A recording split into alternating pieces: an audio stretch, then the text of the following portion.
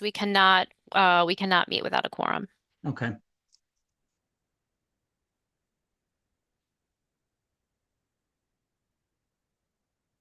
We're good. Okay, great. All right. Well, welcome in, everybody. And by the way, thanks, Kelly, for the quick notifications about the change in forum, because we had initially intended to meet in the building and so forth. There were some issues, so thank you for keeping us all on track. So I do appreciate that. And thank everyone for being here. Debbie, it looks beautiful where you are, but I think that's a fair background. I wish it looked that way here because we have dense fog. So this might have been a great idea to meet virtually. So anyway, but I appreciate everyone being here. All right, just a couple of quick housekeeping things. Since we're all virtual this time, it's a little hard to keep track of the chat. So if you could, I would avoid using chat. Usually with open meetings, we have to read all that out loud anyway. So if you can, just raise your hand, and Ebony and I will try and call on you as we see fit, as we can, based on the order. Sometimes I miss it. So Ebony, if you can keep an eye on me and make sure I call on everyone. And I know you have to leave a little bit early. So I appreciate your help with that. All right. So let's go ahead and take. Oh, and by the way, did you notice we have a new logo? Did you see that?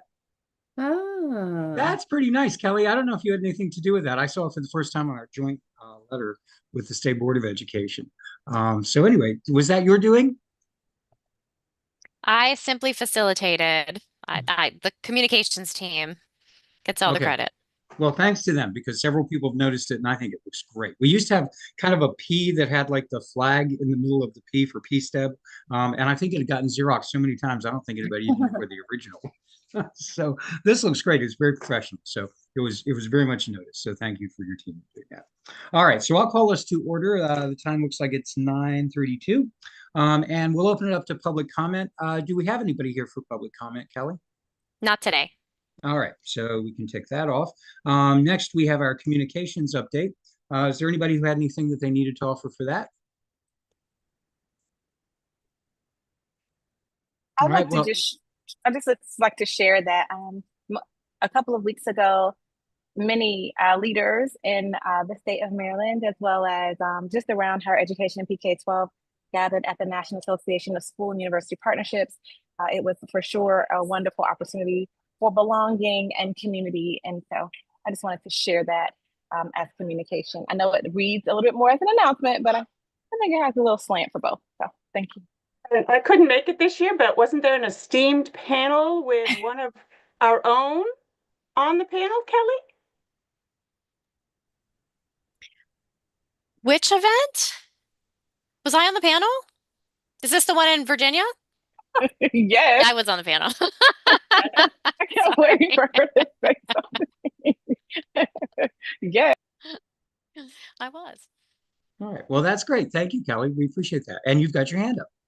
I do. So I wanted to let everyone know, I think that the timing is good, that it is Arts in Our Schools Month, which was a proclamation made by the governor. And we just, of course, adopted new transcript analysis regulations that allow those with fine arts content experience to come in to Maryland and receive licensure if they take pedagogical courses. So thought the timing was great to let everyone know that it is the month to celebrate the arts.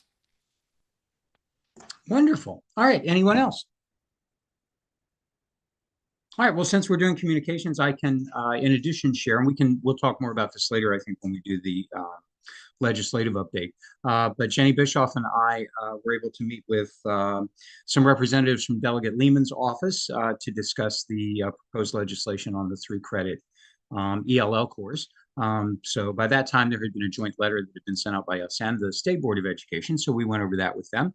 And Jenny, I appreciate your help with that. Ebony generally goes to those, but she was unavailable. So many thanks to Jenny. And we can discuss that a little more as we get to the legislative update.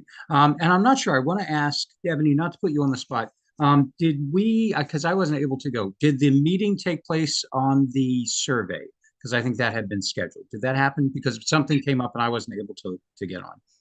Right. So no, we just continuing to work asynchronously on some of the goals. A colleague from the AIB wasn't able to join, and so we're going to reschedule that meeting.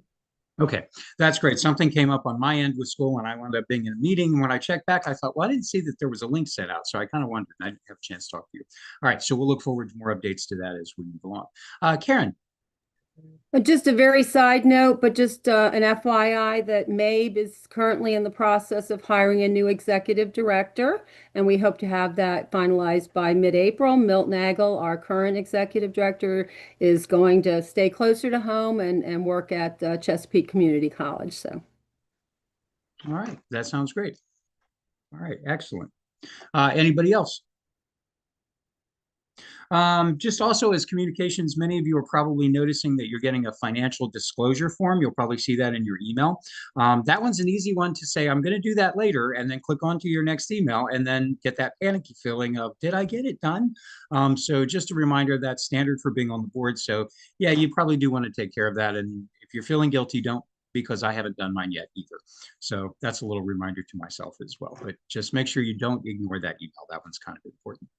All right, and if you have any questions about that, I'm sure Kelly can help a little bit, or any of us who've been on the board for a little bit. Usually, if you do it the first time, it remembers everything. You just go back in and make changes. So it's really more time intensive the first time you do it. All right. Is there anybody else with public or with communications? I'm sorry, Darren, did you say those have already been sent out? You should have already received it. Yep. I think I just got a reminder one. They usually will send out several reminders. And I think that comes from the governor's office. So just keep an eye out for it. All right. And if you've already filled yours out, congratulations. Karen here, just to throw in, it's due April 30th, just in case people are wondering. Yes, you should have gotten it and reminders. So absolutely.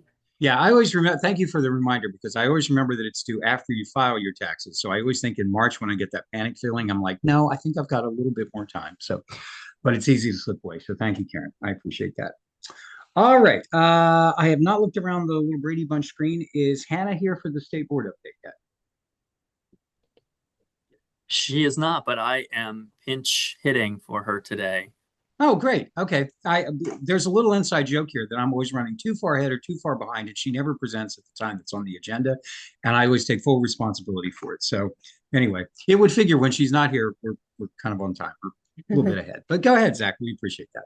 No problem. Good morning, Mr. Chair, members of PSTEB. Good to see everyone. I'm here to share a few brief updates from the State Board's February meeting, and then I'd be happy to answer any of your questions. Hopefully you have our summary of action document, and you can see that we had quite the busy February. So I'll just go through a few at a high level, and then if there's anything you want to chat about, we can dive in. First, the State Board received a comprehensive presentation on supply, demand, and diversity in Maryland's teacher workforce.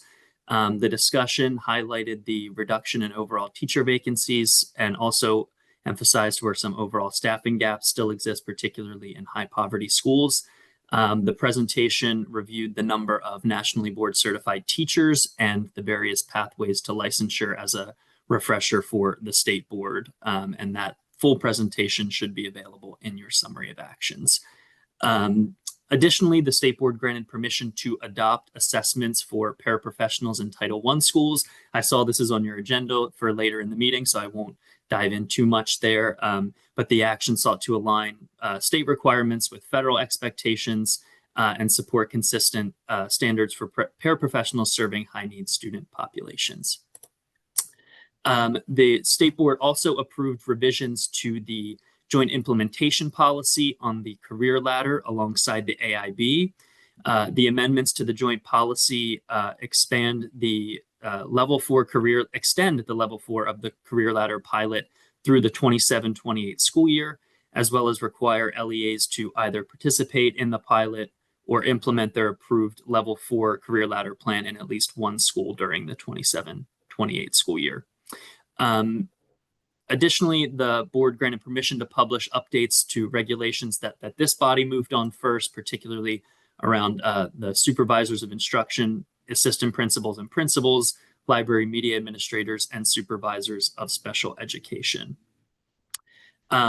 Pivoting to a couple of instructional regulations that the board adopted or granted permission to publish in February.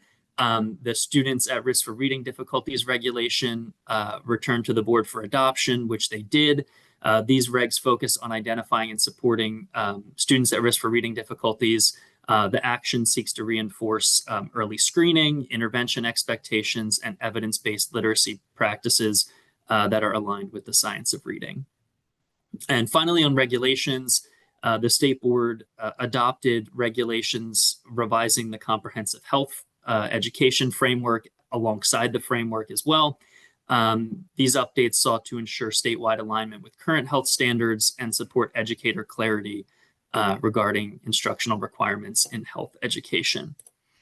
The board did receive interesting and comprehensive presentation on statewide AI guidance, particularly around the responsible and ethical use of AI, instructional integration, academic integrity, and professional development needs for educators.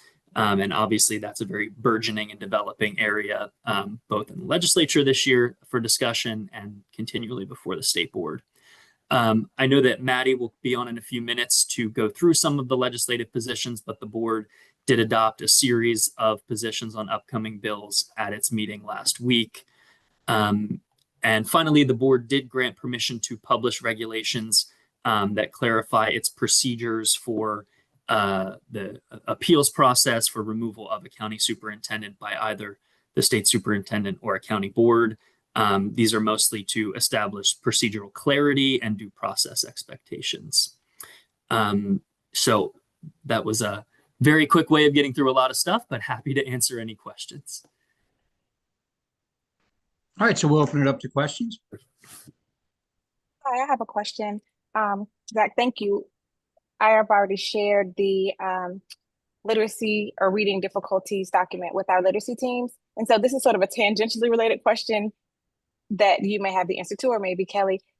Is the SUNY Science of Reading course, the MSc is in partnership with, still available? We have some new folks, and that also came through the state board, and I just thought it would be a great time to ask, so I can follow up with that opportunity. It is still available, and Dr. Keys will be your contact. Thank you. Any additional questions?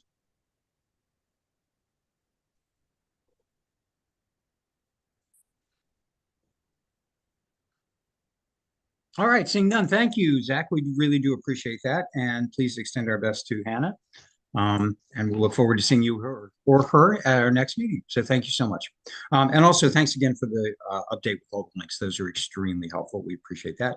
And I believe, Kelly, you're going to be giving us the presentation on staffing later on in the meeting. So that'll be good too. Thank you so much. Thank you.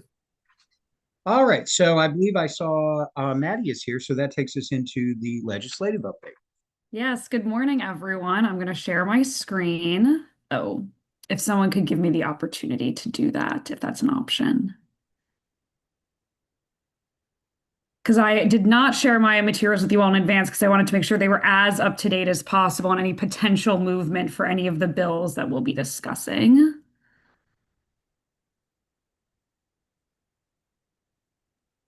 If you want to get started, Maddie, I will chat IT.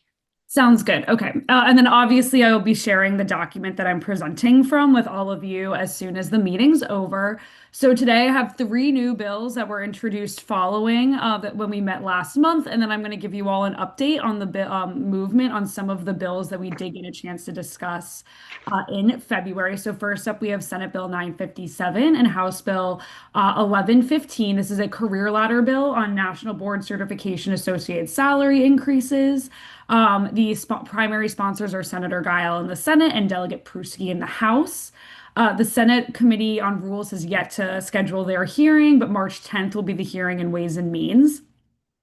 And this establishes a provision which would allow those nationally board certified teachers that hold the 10-year credential to earn the increases that are associated with the maintenance of certification for the 5-year credential holders as well. So this is expanding the number of people who can get those increases. I believe Kelly's team said that about 446 educators across the state would get these salary increases as a result of this bill.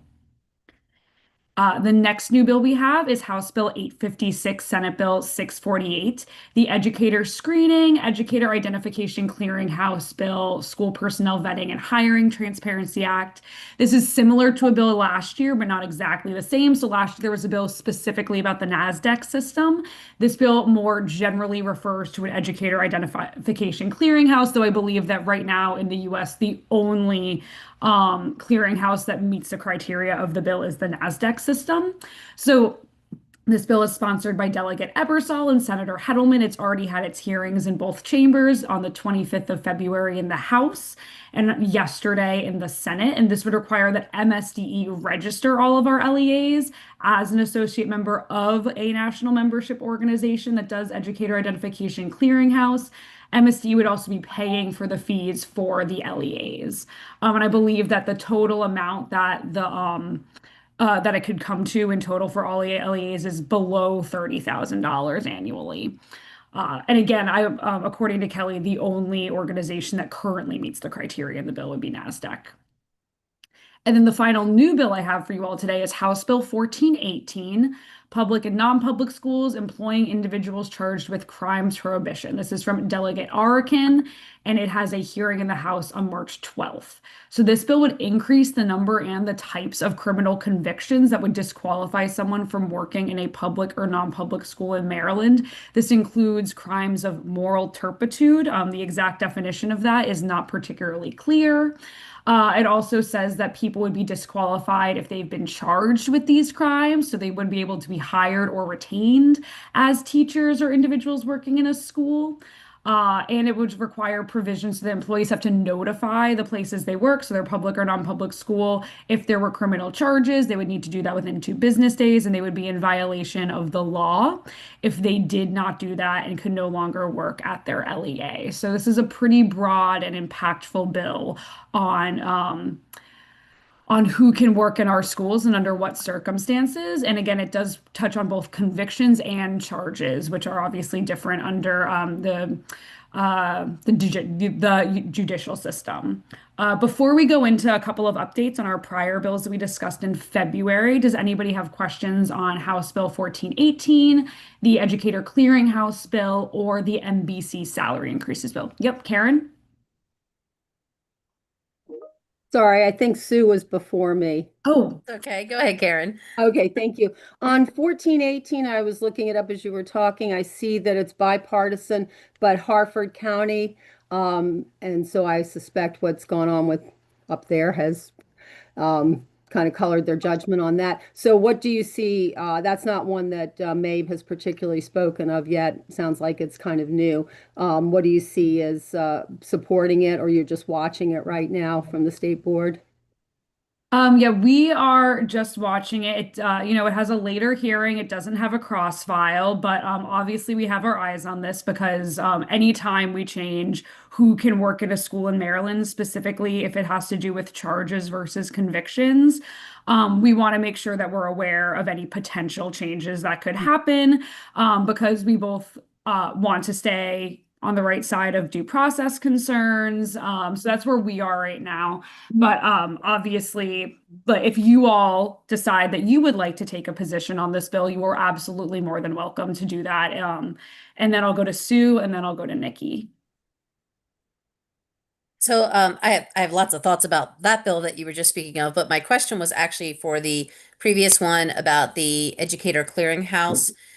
So right now, as I'm sure people are familiar, there's, a criminal history background check that's done, but there's also the documentation that came from legislation back in 2019 where prior employers also have to fill out a clearance showing that there was no suspected child abuse or sexual abuse. So would this bill with the clearinghouse impact the level of administrative work that goes into if a teacher's being hired and they've had, multiple prior employers, that can take a while to clear that teacher? Would this clearinghouse have that data as well as the criminal history background check, or does it not specify right now? An educator identification clearinghouse only has data on if action has been taken against your educator license. It does not touch on FBI fingerprinting. It does not touch on criminal background checks. It's exclusively to see, because again, a background check would not, a FBI background check would not have information on non-criminal activity that like on an action that was taken against your license for unprofessional conduct, something you did to violate your school's code of conduct that is not considered criminal. This is just to see if action's been taken against your educator license outside the state of Maryland. There is a process right now where you do need to submit to the MSDE a form stating that sort of history of licensure, and I'm wondering if maybe that would support relieving some of that administrative burden. So I can As jump in. So unfortunately, no. So the process you're referring to is a different statute. That's Education Article 6-113.2, and that is the robust the employment history review. So this is separate and apart and will not lessen the administrative burden of that particular process. okay. Thank you, Kelly. Thank you, Maddie. All right, next, Nikki, I wanted to let you ask your question. Great. Thank you, Sue, because I had a question regarding that as well. But two things. Number one, I would like us to discuss taking a position for the career ladder. I think this is a wonderful thing. It has been a tremendous discussion across LEAs because when the blueprint was designed, no one would have thought that during that process, the national board standards would have shifted the way they completed their recertification or their maintenance of certification. And so I think given the small number of individuals who are impacted by it, it should be a priority for us to get that corrected. And then the other thing I was going to say is I'd like us to discuss 1418, given the robust conversation we all had over last year regarding, and this year regarding changes to one of our own proposals around due process and concerns. I think that it's concerning that we would be in a space where we wouldn't allow the judicial system to complete its process, and before we would prevent an educator who could be very well be innocent, found innocent, or charges could be dropped, to impact their ability to work in their LEA or their school. Thank you, Nikki. And then I'm going to pass it to Debbie, and then we can I can help facilitate your conversation on whether or not you want to take positions on these two different bills. Thanks. Good morning, Maddie. Thanks, as always, for being here and on top of things. I just wanted to say that, given your comment about the ambiguity of moral turpitude, we had quite a few discussions on that here at PSTEB, and Sean had done a great job of hitting the books and trying to give more clarity, but it still was not clear. So I was just putting a plug in for if there's a resolution to that, or if it becomes less clear, I think PSTEB members would be really appreciative if you bring that back to us, because we got to a point where we could make decisions, but I think none of us were totally confident in the definition of that, or the up-to-date interpretation ever. So thanks. Yeah, absolutely. This will remain on the agenda in April to make sure you all know whether or not it moved to the Senate and if it has any potential updates on amendments, how it passed, what have you. I do want to open it up and I know that Nikki brought up the idea of potentially supporting the NBC bill and increasing the number of people who can receive the salary increases. She also brought up the potential of taking a position, I'm going to guess either oppose or LOI on 1418. Is there anyone else on the board who is interested in seconding those positions? Kelly? So not to second the positions, but Yes. if we are going to talk, I assume we'll start with House Bill 1115. So the National Board bill. So it is our intention at MSDE to recommend amendments to this bill.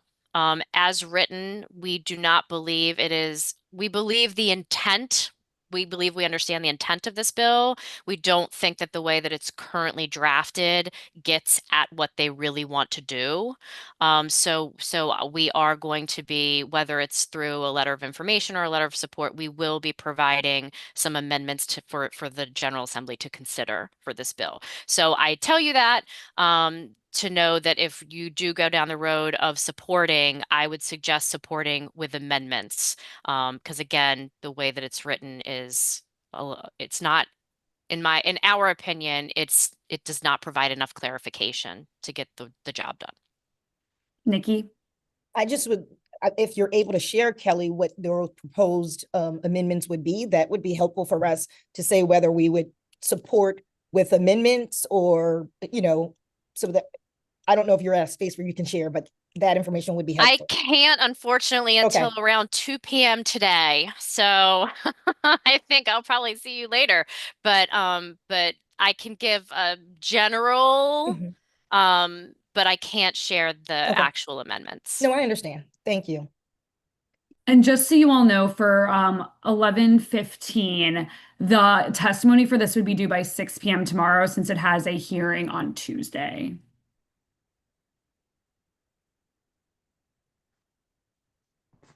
Kelly, when do you think the letter would be ready to go out? The one that's being drafted by the MSDE?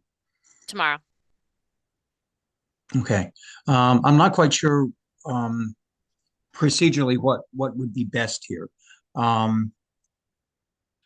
Because it's hard for us to tell whether the board would want to sign off on, and make a joint letter until we actually see what the proposed amendments would be. Yet at the same time, we know this is pretty, it's time sensitive. So I'm not quite sure. I'm open to suggestions about how to proceed from here. I'll speak on behalf of MSC. I just think with the timeline, a joint letter would be pretty tough because obviously we like to put eyes on what we do with our board members and our leadership. And that's just like a lot of emailing back and forth. So I think with the tight timeline, that would make everyone's lives a little bit more difficult tomorrow. So if you all are interested in taking a position, it might be better just to do on behalf of PSTEB so that we're not kind of scrambling at the last minute to make sure you all get to see what you want to see and we make sure and for the State Board of Education to see what they need to see. Okay, so I'm assuming we'll get after 2 p.m. You could probably send out something to the board members as to what the amendments would be. Do we think we would need to take action if the board decided they wanted to write a letter? Would we need to take action before our next meeting? Yes. You have to Based on take action timeline, right right? now. You will have to take action right now. Okay. So I'm wondering what the best way would be. Again, it would be easier if we could see it, but I certainly respect that we can't right now.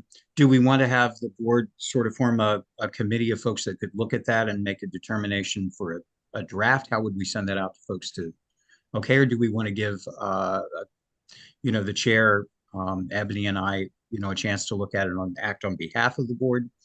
That's what I would recommend because we can't inadvertently violate the Open Meetings Act. So we're going to have to take action at this meeting. Right. Okay, so your recommendation, just to be more clear, would be, how do you think we should proceed? I would suggest that you support it with amendments. Okay, and we would need then to take a motion to allow, I'm assuming Ebony and I to take a look at it and act on behalf of the board once we see the amendments? That works. Yes.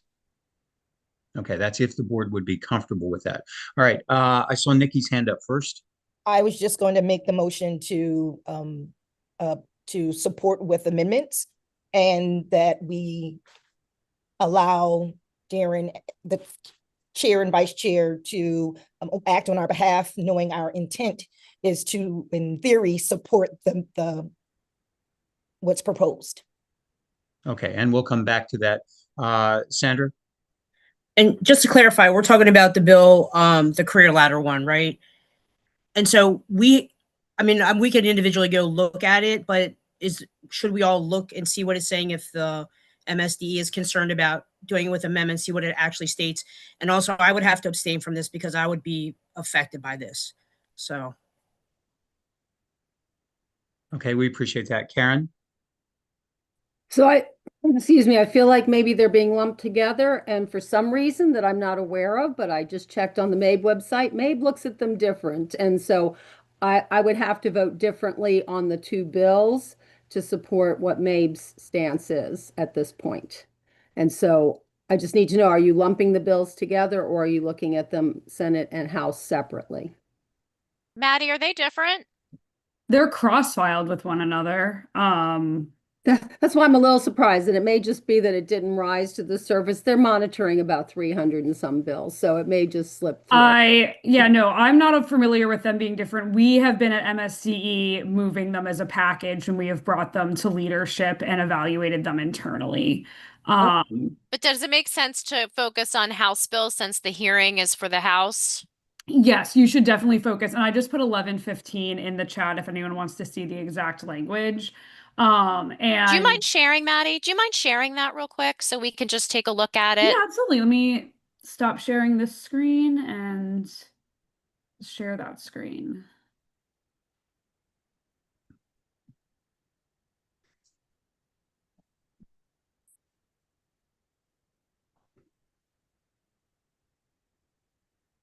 All right, so this is, oh, whoops, I have 1 second. I accidentally opened the Senate one instead of the House one.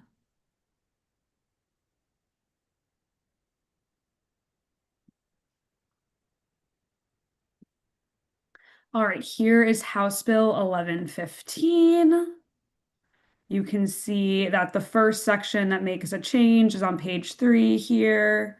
It's in 6-1009. It discusses beginning of 2022 when the salary increases went into effect for the career ladder, what those are. And then in this subsection B1, you see that it adds the 10-year award period. So as we go through this, just really quickly, I can point out the places where MSDE feels that the language needs to be clarified. So in this first section in B1 1 has an expiration date between January 1st, 2016 and December 31st, 2031. That doesn't make sense because they stopped issuing 10-year credentials in Sandy. I think it was 2021. Correct me if I'm wrong. So that we would need that to be cleaned up because that's just not clear. And then go ahead, Maddie. Oh, I was just going to highlight what you were saying, Kelly.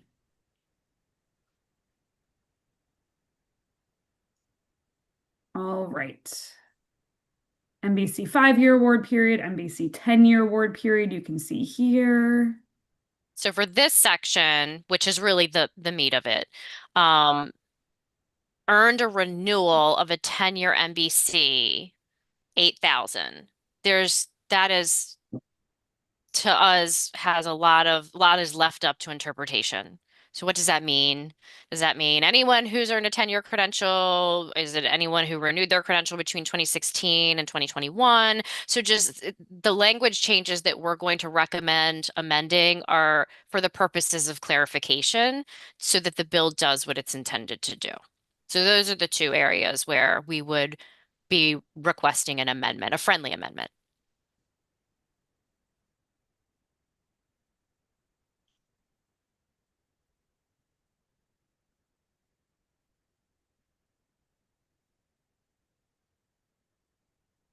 Nikki, do you have a hand up? I do. I do want to just also for the group, I don't know how everyone's understanding of this, but remembering that these numbers, that doesn't mean it's guaranteed. This is those are negotiations that LEAs have to have done with their educator union in order to come to what that number is. So it may be that in some cases the match from MSDE as a result of, or the match from the Maryland, from MSDE, is based on what's negotiated. So I don't know, I just felt like it needed to be clarified for folks. And Kelly, other than the two changes that you just sort of went over, was there anything, and I realize you can't get into details, was there anything in addition to that that would be substantive that would be recommended other than those two? No. Okay. All right. Well, that produces a higher level of comfort, I think, probably for folks. All right. So any other questions or comments on HB 1115? Were people in agreement? Oh, Janelle. Good morning, everyone. I actually would be interested in supporting with this bill. However, I have begun the process for national board, so I'm wondering if I need to abstain as well. So that's a decision for you, Ms. Bobbitt, but if you're just starting the process now, then this would not affect you. This particular bill will only have an effect on those individuals who have a 10-year NBCT credential that they renewed prior to the national board changing their policy. Okay, thank you. Karen? So as a school board member, this has come up all the time and dealt with it early on in my tenure 8 years ago. As a former teacher, I am in the pension system. I am in OPEB, so I am still allowed to make votes on that because it does not affect me only personally. I am part of a large group. So I would say somebody who is an NBCT or just starting, this is not just specifically for you. This is a large group of people. That's how the ethics panel told me to handle it, because otherwise the whole board might take insurance and not be able to vote on insurance issues. So that's where that has stood. Okay, we appreciate that. Anybody else? All right, well, then I think it would be best to go back to Nikki. Nikki, were you interested in making a movement or making a motion rather? Yes, sir. For I us move to that. take a vote on as to whether we can support that. And I don't want to put words in your mouth, so I'll let you phrase it No, if you'd I like. think that I would like to move for us to support with amendments. And in that movement, you would allow the chair and the Correct. vice chair to review, and if they agree, then we would move Yep, the forward. advisory would be done by the chairs on behalf of the PSTEB once additional information is received. Okay, so we have a motion on the floor. Are there any questions about the motion before I go on? I want to make sure we're clear on what just got said. It was a little choppy, but I think we all got it. All right, I would entertain a second. I second that. This is Kim Moore. All right, seconded by Kim Moore. Open to any additional discussion? All right, so those, I'm just wondering if, I think we could probably do this with a show of hands. Could we have a show of hands of those who are in favor of the motion? And we'll give a chance for Kelly to record the number.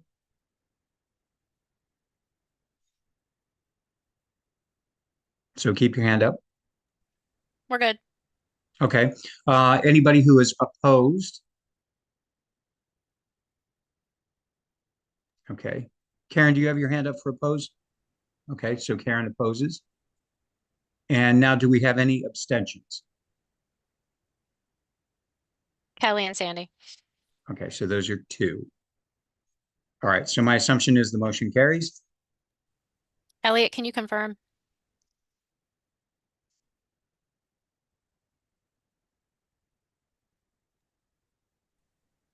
My count was there was one opposed and two abstentions. The motion Yes. carries. Thank you. All right, so the motion carries. All right, so the chair and I will be on the lookout for that letter. And I'm assuming, Kelly, you'll send that to us by email? Yes. Okay, if you could send a text, that would be great. I'll have to be out a little bit today, so that'll help me know when to get on. I appreciate that. Okay, and all right, go ahead, Maddie. No, I was I just think gonna next say, was 1418, is that yes, correct? I was going to bring 1418 back to the group. It seems like Nikki was interested in having a larger discussion about a potential opposition or LOI. So would love to hear from other members of the board on their thoughts on 1418 and potential motions for PSTEB. I just want to mention that when Debbie gave the sort of history of how PSTEB has wrestled with us, I thought that was a great summary. I was just about ready to provide the same thing, and you did better than I would. That question about moral turpitude, that we talked about this for multiple meetings. And the ambiguity of that term, and Sean did a fantastic job in helping us understand that.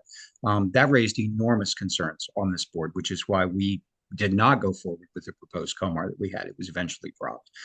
So this kind of raises, I think, similar concerns. All right, so I'll open it up to the board for comment, but thank you, Debbie, for that summary.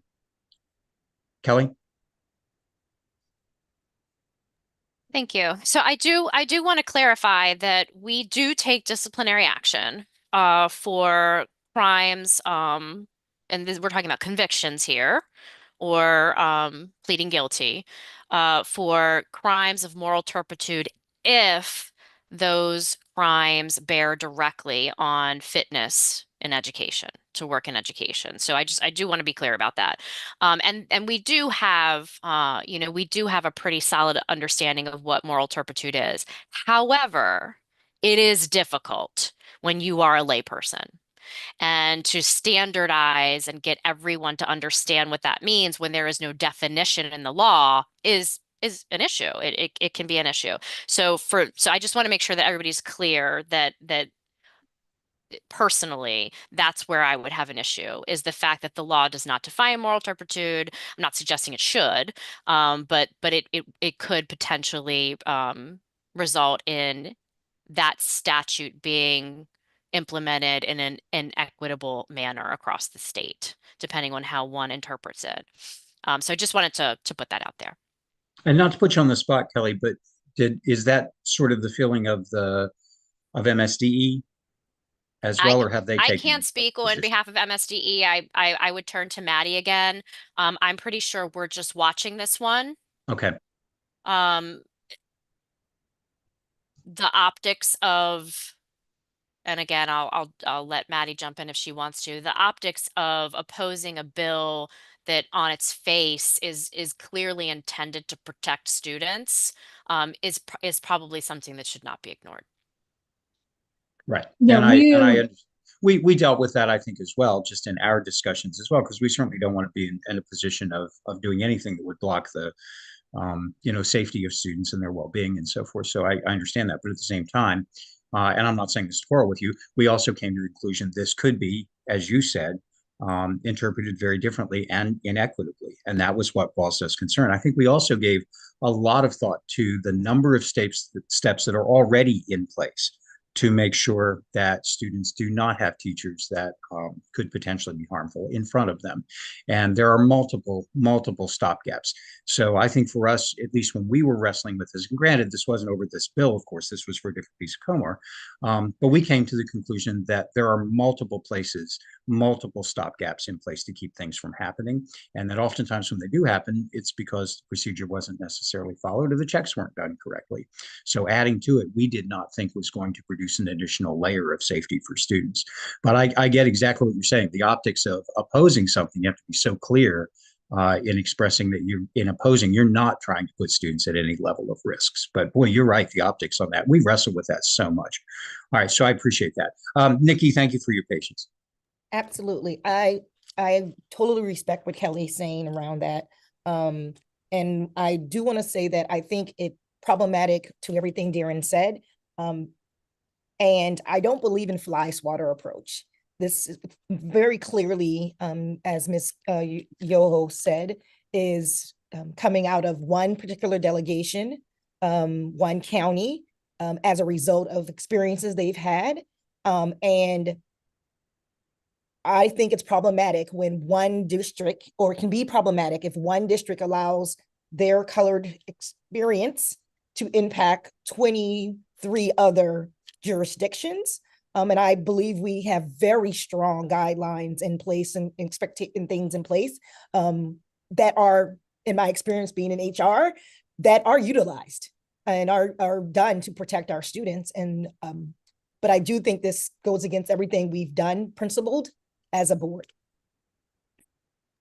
I do want to hop in and just say that I think that everything that you all are saying could be expressed in either a letter of opposition or an LOI, because there is a lot of information you all have to provide on current systems that are in place in order to ensure student safety, in order to ensure that the people that we're putting in front of our children are both highly qualified to be educators, but also safe to be around kids.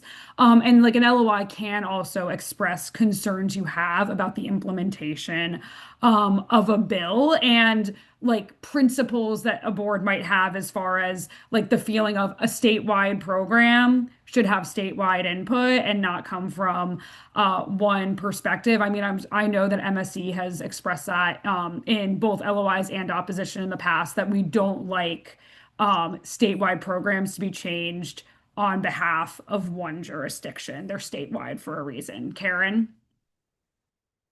Yeah, I think you make great points, Maddie, and I understand Nikki's position. MABE is taking monitoring, and I think it's for the same reason. I go back to when I was a teacher in MSEA, supported gambling, kind of hesitantly, but did from education money, and then went, yeah, we can't support publicly, even though we're like, yay, go for the money. I think the LOI is a way to go, and plus the fact that it's not cross-filed at this point. I think it's not great chance, but you never know. So I like the LOI approach. And also, just for your logistical understanding, everyone, this would be due on by 6 p.m. on Tuesday, since it has a hearing next Thursday.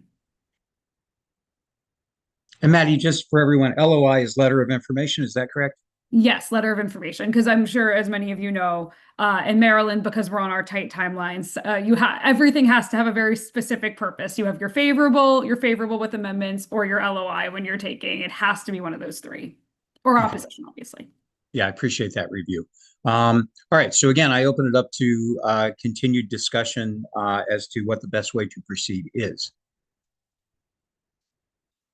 Meaning, do we want to write a letter of opposition? Do we want to write a letter of information? Do we want to do what the other organizations are doing and simply watch? So that's what I'm asking for discussion on right now from the board. And I appreciate everybody who's weighed in and continue to.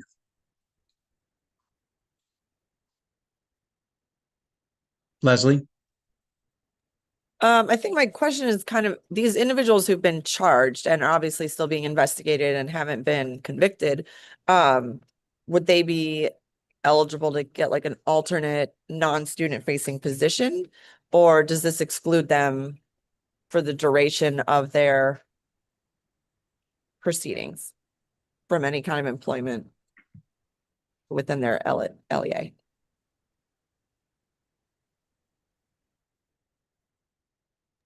Let me look back at the bill, because that is a really interesting question.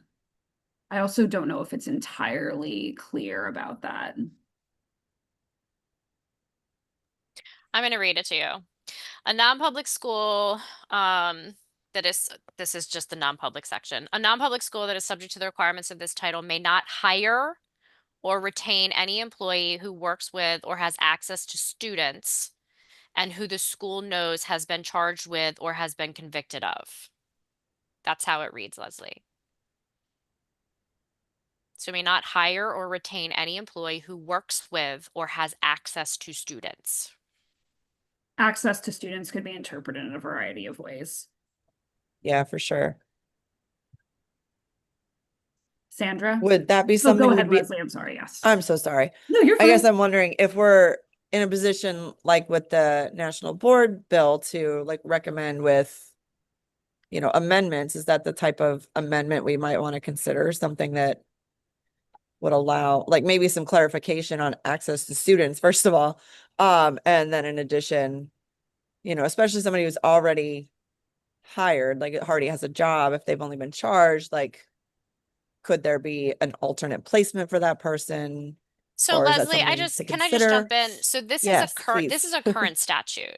So I just want to make sure that that's clear to everybody. This is a current statute, and there are already specific crimes that an individual cannot have been convicted of Sure. to work in schools and have access to students.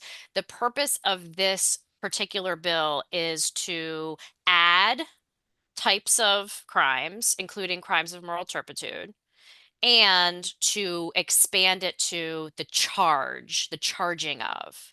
So I would caution any type of support with amendments unless this board feels that those are needed things in this state. And I think to add to what Kelly is saying, again, in an LOI, you do have the option to express, even if you're not opposing outright, to express concerns. So we routinely at MSD, when we write LOIs where we have due process concerns based on the way something is written, write that we have concerns about the due process rights of whoever we're talking about. Is it an educator? Is it a student? Is it an administrator?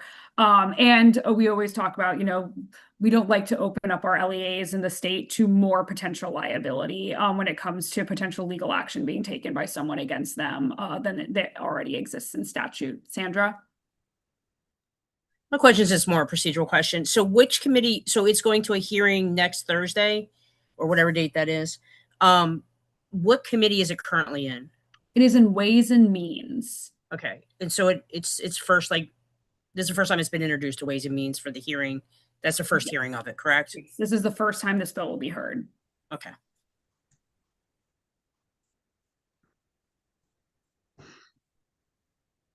Sue? I just wanted to share that, I mean, I think like all of us, we have concerns. I'm not sure the best path to express them without it looking like we want folks working with our students that shouldn't be working with our students. But I really think the due process piece is the part that caused the most to me as a concern, because the implication from what I heard Kelly read is that if somebody is charged and cleared, they still would not be able to be hired and retained. Am I overly interpreting that?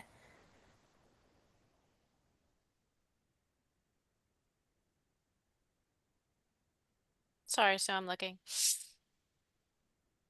I know it's the failure to comply with the 2-day business day notification would make you, I don't know about if charges are dropped. I think that's, you might still be able to be rehired, but if you fail to comply with the 2 business day notification to your LEA that you have been charged with one of these crimes, you would be ineligible to be rehired or retained. And I was even thinking upon initial hire, Yeah. that, you know, So yeah, 2 business days isn't a ton of, for a lot of people is a short Right. amount of time. You're talking about if this happens on a Monday, you have 48 hours until Wednesday.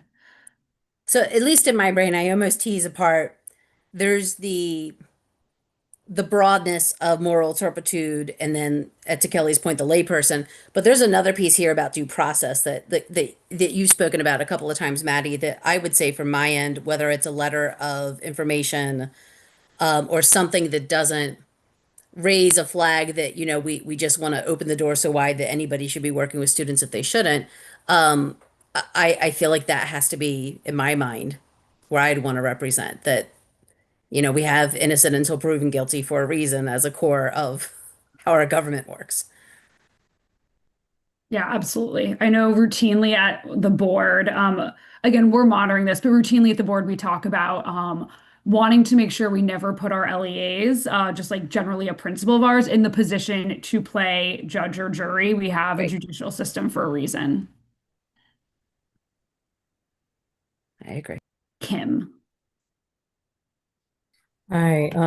Yeah, I mean, I don't want to be repetitive. I want to be additive, but I would support, I think at this point, a letter of information, knowing that this is the first time that it's being heard in committee and it's not, you know, it's not up for the floor yet. And so providing that information with our concerns about the lack of due process or the clarity of moral turpitude, and all of that information, I think would be really good for those in that committee to be able to hear. And that way we're not outright objecting it, adding amendments, but also providing, you know, that kind of layer of testimony so that they can make their decision. And then also there's others, as you said, there are other members who are just kind of sitting back and watching. And I don't feel comfortable with sitting back and watching, because at this moment I'm leaning towards not supporting this, but I would like to see where it goes, if what that discussion would be. So I would really support a letter of information. All right, I'm seeing head nods and some thumbs up on that. So I think that's the direction we're moving in. Now I'm going to try and summarize what I've been hearing, because my assumption is if we were to authorize a letter of information, it would most likely contain, and I'm just giving this as an overview and we could certainly add to it, but we'd need to do a summary of measures that are already in place to protect children. So that would be the informational part. Then as far as the concerns I'm hearing are about equity, due process, and the ambiguity of moral turpitude. So I'm assuming that would be close to what the format of the letter would be, or the form of letter. Is there anything I'm missing on that?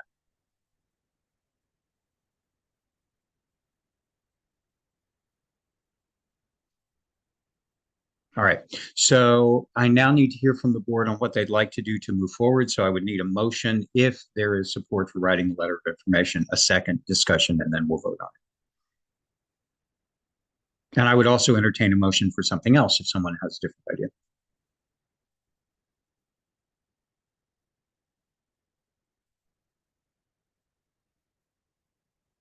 I'm willing to move the motion for a letter of intent. A letter of information, you mean? I'm sorry, letter of information. Okay. Yeah, And that letter would be as outlined, basically as I stated, correct? I want to make sure that correct. if we write this, the board's in agreement of what it should be. Okay. All right. So that was that was nominated by Nikki, and who do we have forwarding it or seconding it? Taylor seconds. Okay, so that's a second from Dr. Taylor. Sorry to speak over you. All right. Is there any additional discussion on this? All right, so let's do another show of hands. Everyone in favor of the motion made by Nikki and seconded by Dr. Taylor, you can signify by raising your hand and keep it up so Kelly can do a count. We're good. Okay. Do we have anyone who's opposed? And do we have any abstentions? Kelly. Okay, so we have one abstention. All right, so it's my understanding the motion carries. Kelly, since you staff the board, are you able to construct that letter and then send it out to Ebony and I to look at? Yes. Okay, all right, and I thank you for that. You write the best letter, so I appreciate it. You staff our board extremely well. All right, okay, let's move forward then. Would you go ahead and continue now? Yeah, absolutely. You all are so lucky to have Kelly staffing you. Okay, this should go much faster as far as updates. So Senate Bill 57, there's no updates, still just on first reader. And that was the notification of veteran status on a license.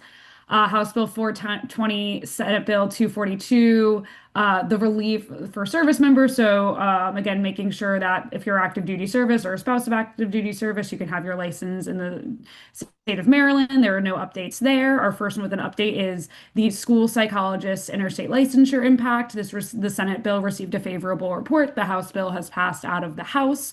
And just a little update on that for you at the kind of the final hour last month before this was due, we did get confirmation that actually, like based on the way that we interpreted the bill versus some other people, we were able to confirm that MSD would not be on the hook to do the background checks for this. So that is good news for us because that was like that was our really only concern.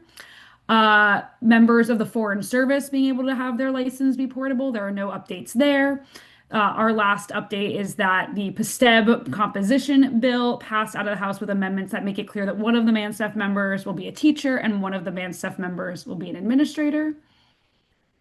And then there are no updates on either the blueprint revision bill for this year or on the MLL or EL teacher competency bill. But I will bring all of these back to you next month with whether or not they passed out of their chamber, if they have, whether there are amendments.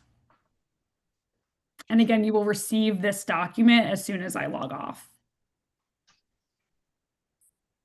All right, and I would just add too with the ELL bill that we did sign off on a joint letter with the State Board of Education that was supportive but with amendments. And again, I thank Kelly for your work on that and your staff. All right, any other questions?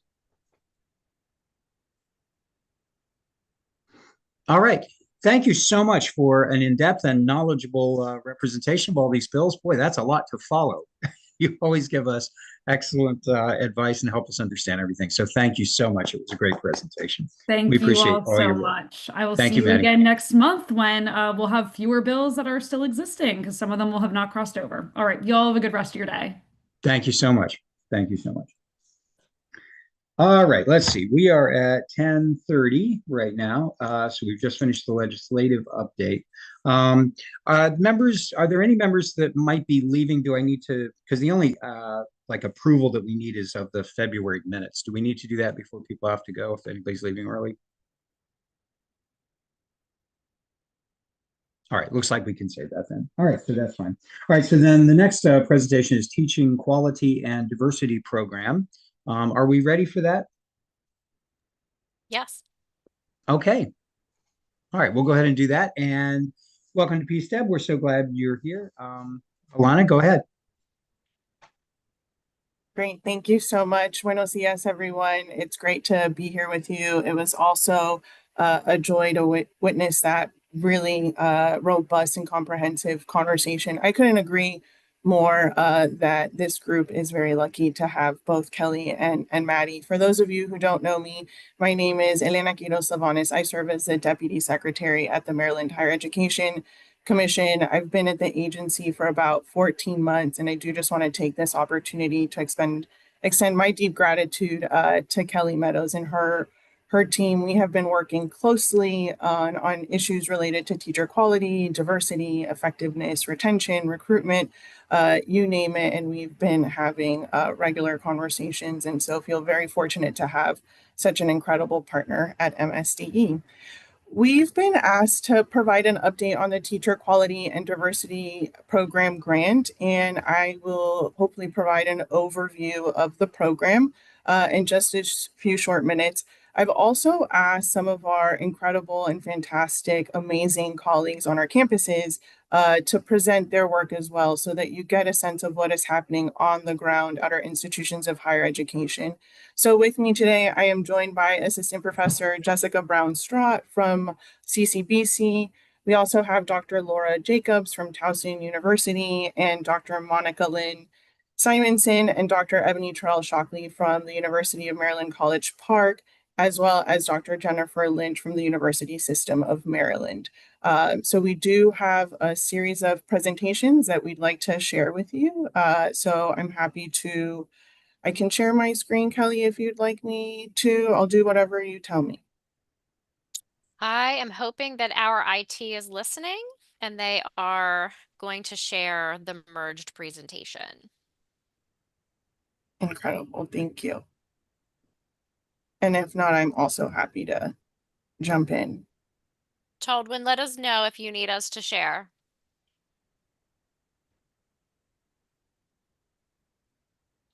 And while we wait, I just want to say thank you to you and your team for being here and also waiting through the meeting. You were here early, so I appreciate it. Of course, like I said, really, it is legislative session. Has 10 budget hearings. We're about halfway through. We have 4 left between Friday and Tuesday. So I understand that this is quite a busy time of year for all. And it was, again, beautiful to witness democracy at work this morning. Thank you. So thank you so much to our colleagues in IT for putting up the slide. If we could move on to the next. Great. So for those of you who might not be familiar, the Teacher Quality and Diversity Program grant, which I'll refer to as TQDP, in short, it's become incredibly competitive grant program that's administered by the Maryland Higher Education Institution and whose purpose is to provide funding to our institutions of higher education to develop highly qualified teachers and leaders from diverse backgrounds.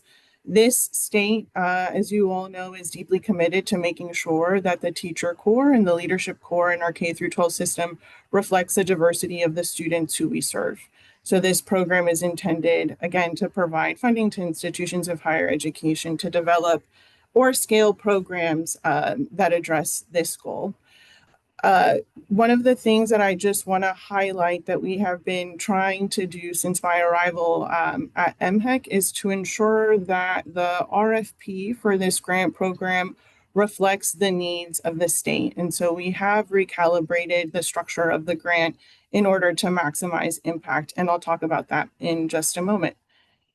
On the next slide, you'll see the awards that were made in FY25. The FY26 awards were made, and I'll talk about that in just a second, but you can see here that we were able to provide funding to 11 institutions in FY25, and they broadly fell under 3 categories. alternative and accelerated pathways. And in many ways, these pathways that we're able to offer are a result of the creative work that's happening through this board and at MSDE and the State Board of Education, identifying different ways to get our teachers into the classroom. We also then had a second bucket, and in many ways, these also overlap in an effort to support career changers. You might have heard of the Feds to Eds program that was announced by Governor Moore in light of so many folks, unfortunately, losing their jobs during the transition in the federal government. And so we did work together to use this opportunity to potentially recruit career changers into the classroom and provide those pathways. And then finally, the third category, as you can see here, is expanding quality, diversity, and specialization. We work closely with our colleagues at MSDE to identify specific areas of need and then communicate that information to our IHEs. And in turn, they try to develop academic programs or special programs, again, to address those shortage areas that have been identified by our K through 12 colleagues.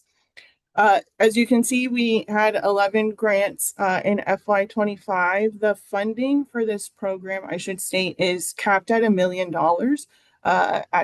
on an annual basis. So the appropriation is $1 million. For FY25, the grant sizes were between $50,000 and $100,000.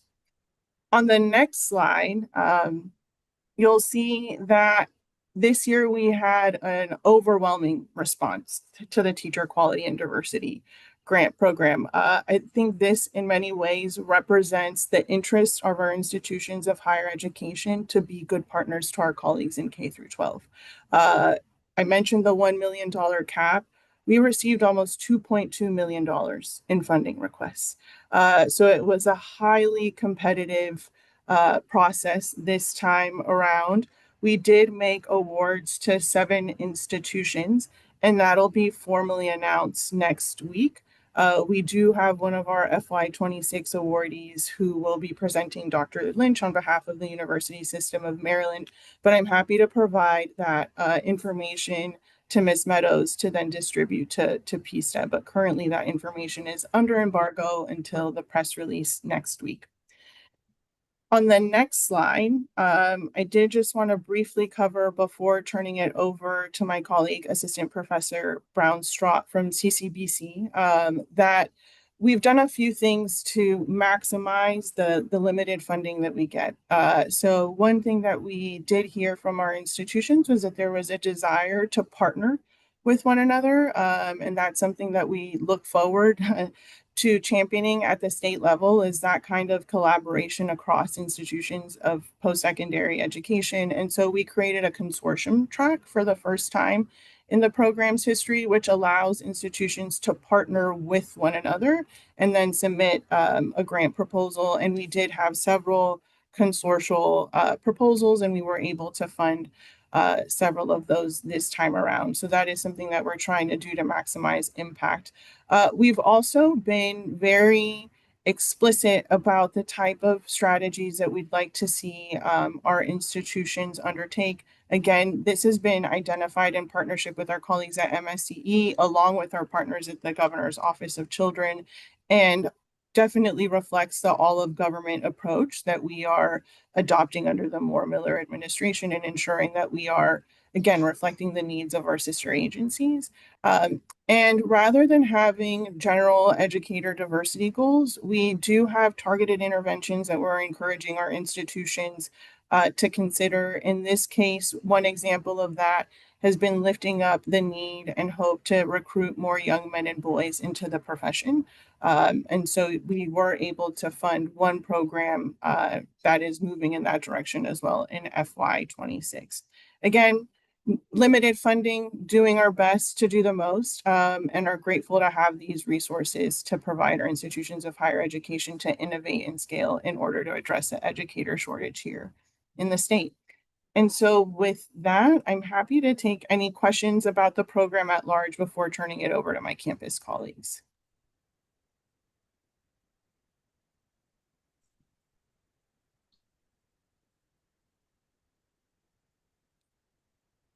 Seeing no questions, and I believe that was a 10-second educator pause.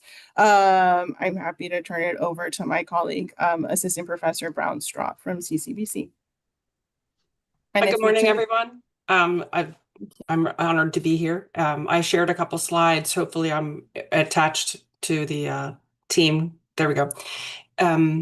So I'm Jessica Brownstrott at CCBC, and we were approached, we saw the application for this, and we were approached by MSDE and MHEC for our modest efforts around our approved alternative program that we have with MANSAF, the Maryland Association of Non-Public Schools, Non-Public Special Education Facilities. And we have and currently have a robust program with them to serve teachers that serve the most vulnerable populations. And so we were approached with, hey, we're looking for Feds to Eds. Do you think you can adapt your program so that it is accessible and nimble, and then scale it up? And so that's what we actually did. If you go to the next slide, this is our modest baby little program that we have with MANSAF. We have special eds, and that's also a niche for lots of places don't have special ed. And so MANSAF was in a situation where they didn't have necessarily the resources for all of their teachers to be licensed. They had a large conditional population. And so what we were doing was supporting them in hopes of, in alignment with the blueprint, was to help with parity, but also help their teachers prevent them from getting poached, which those LEAs out there, they tend to go after those MANSAF teachers once they're licensed. So it's been great. We started this in 2023. First cohort will be graduating. You'll all be happy to know, hopefully, in December. They were doing TPA over the summer and in the fall. But so our approach was to then take this and adapt it and scale it up to serve our local education area, our local education LEA. You know what I mean? Stammering. Baltimore County Public Schools is our partner because they're Baltimore County. So if you go to the next slide, our approach was to adapt our existing program and turn a lot of our coursework into non-credit, because we have in the enviable position of being a community college, we have a non-credit side. So we are able to be more flexible, and we're able to support in different modalities than I think a traditional IHEs can do.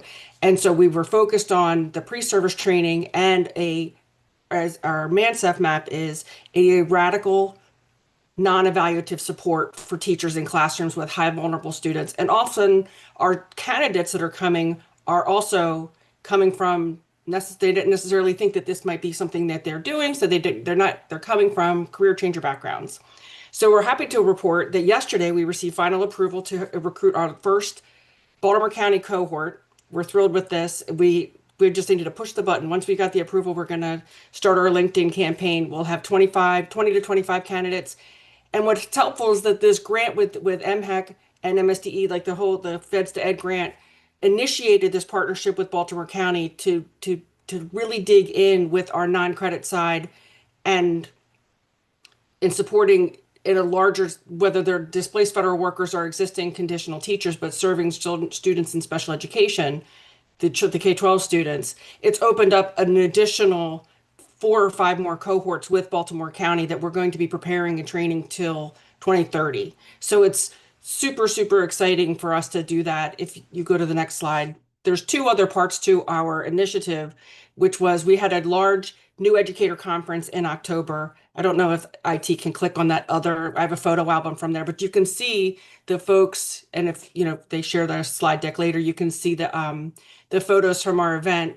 But we had 2 great speakers, and it was focused exclusively on that first year of teaching. For those of you who have been in the classroom, you know that first year of teaching is like sprinting in the dark, right? And you're feeling a little bit isolated. You're feeling a little bit, what in the world have I gotten myself into? And you had the ideas of what it was going to be like to be a teacher. And then it was sort of that white tornado of paperwork and a lot of responsibility and not a whole lot of support. So we did a huge PD around that. We had really great food. Like, we got lots of compliments on serving brisket, and we had really thoughtful giveaways. And we also turned this into an event for them to see themselves as professionals. And we had a professional photographer there taking headshots so that they could professionalize their own practice, because they're not playing school. and this is really serious work that they're doing, and that we were taking them seriously as well as professionals, not just as somebody in their classroom. So we did that in October. We have plans to do that again without the support of MHEC, or the CCBC is going to take that on.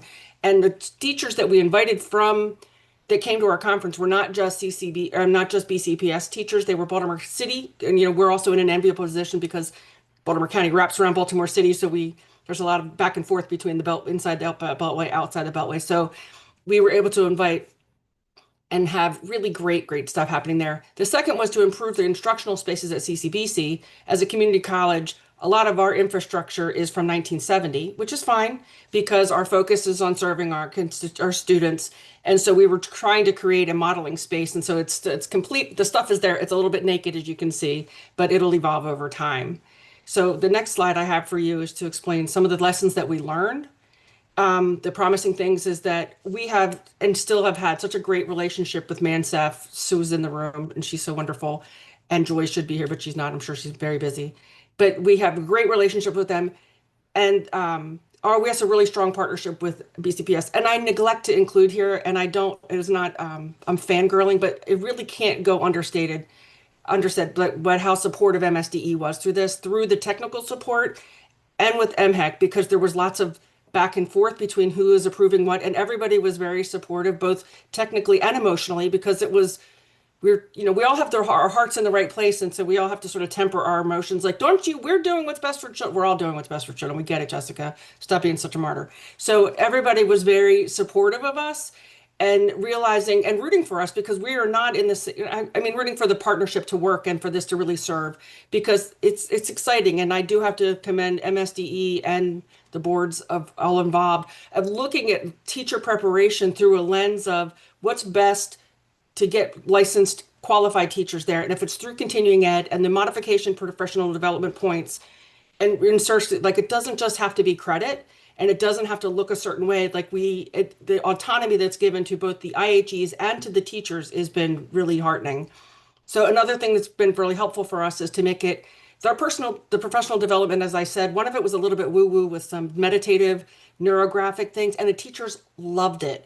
And we gave them great arts and crafts supplies, and that's what the thoughtful giveaways. We gave away like spinny wheels for your classroom that you can write on, and prize wheels. Like, we gave them the ghost tape that you have. Like, we gave them things that they need for their classroom, personal laminators.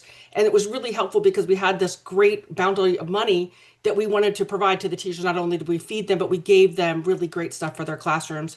And then in our program, we acknowledged previous work experience. We didn't marginalize their previous lives. And I'm an alt cert from way back.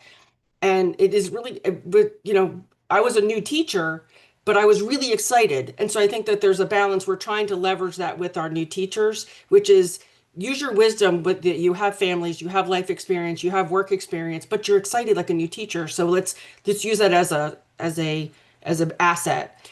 And then the one big thing that was anticipating for working professionals, as a community college, we've been teaching 100% online for 25 years, but we were creating multiple pathways and not lockstep cohorting people, which really helped them, because some people have a baby, they break their ankle, lives, right? And so we're able to still support them in their path while staying in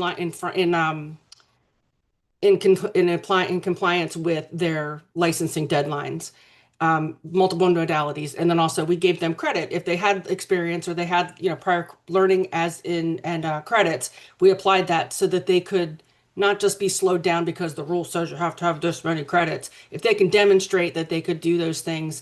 So we're really excited about this. This is really, it's been unprecedented, the amount of support that we've gotten and how exciting this is. And CCBC is really thrilled to be part of with the 4 years, because this is new ground. We were really active in the transcript analysis, right? And so what we learned, you can't throw people in the deep end of the pool, and we're adapting, and we're really happy to be part of it. We're real excited. So if anybody ever wants to partner, please reach out. I'm always happy to do that. And thank you for letting me share.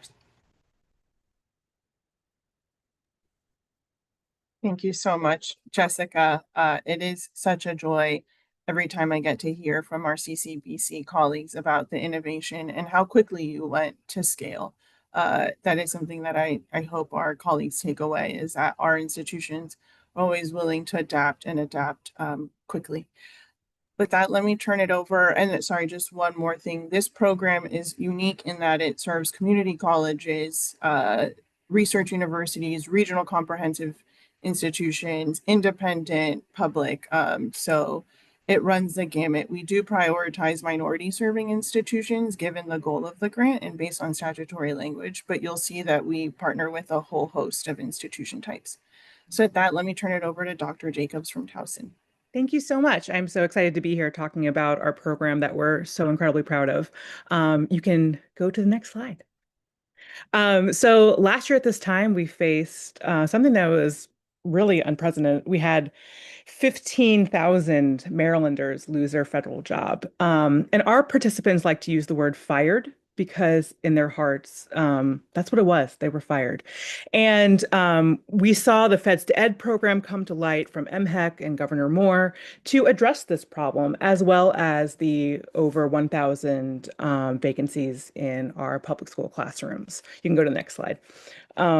So like I said, that pathway was created, and we at Towson felt really called to be a part of this. We see ourselves as leaders in teacher education, and we wanted to help both our federal workers, our neighbors, as well as our school districts. You can go to the next one.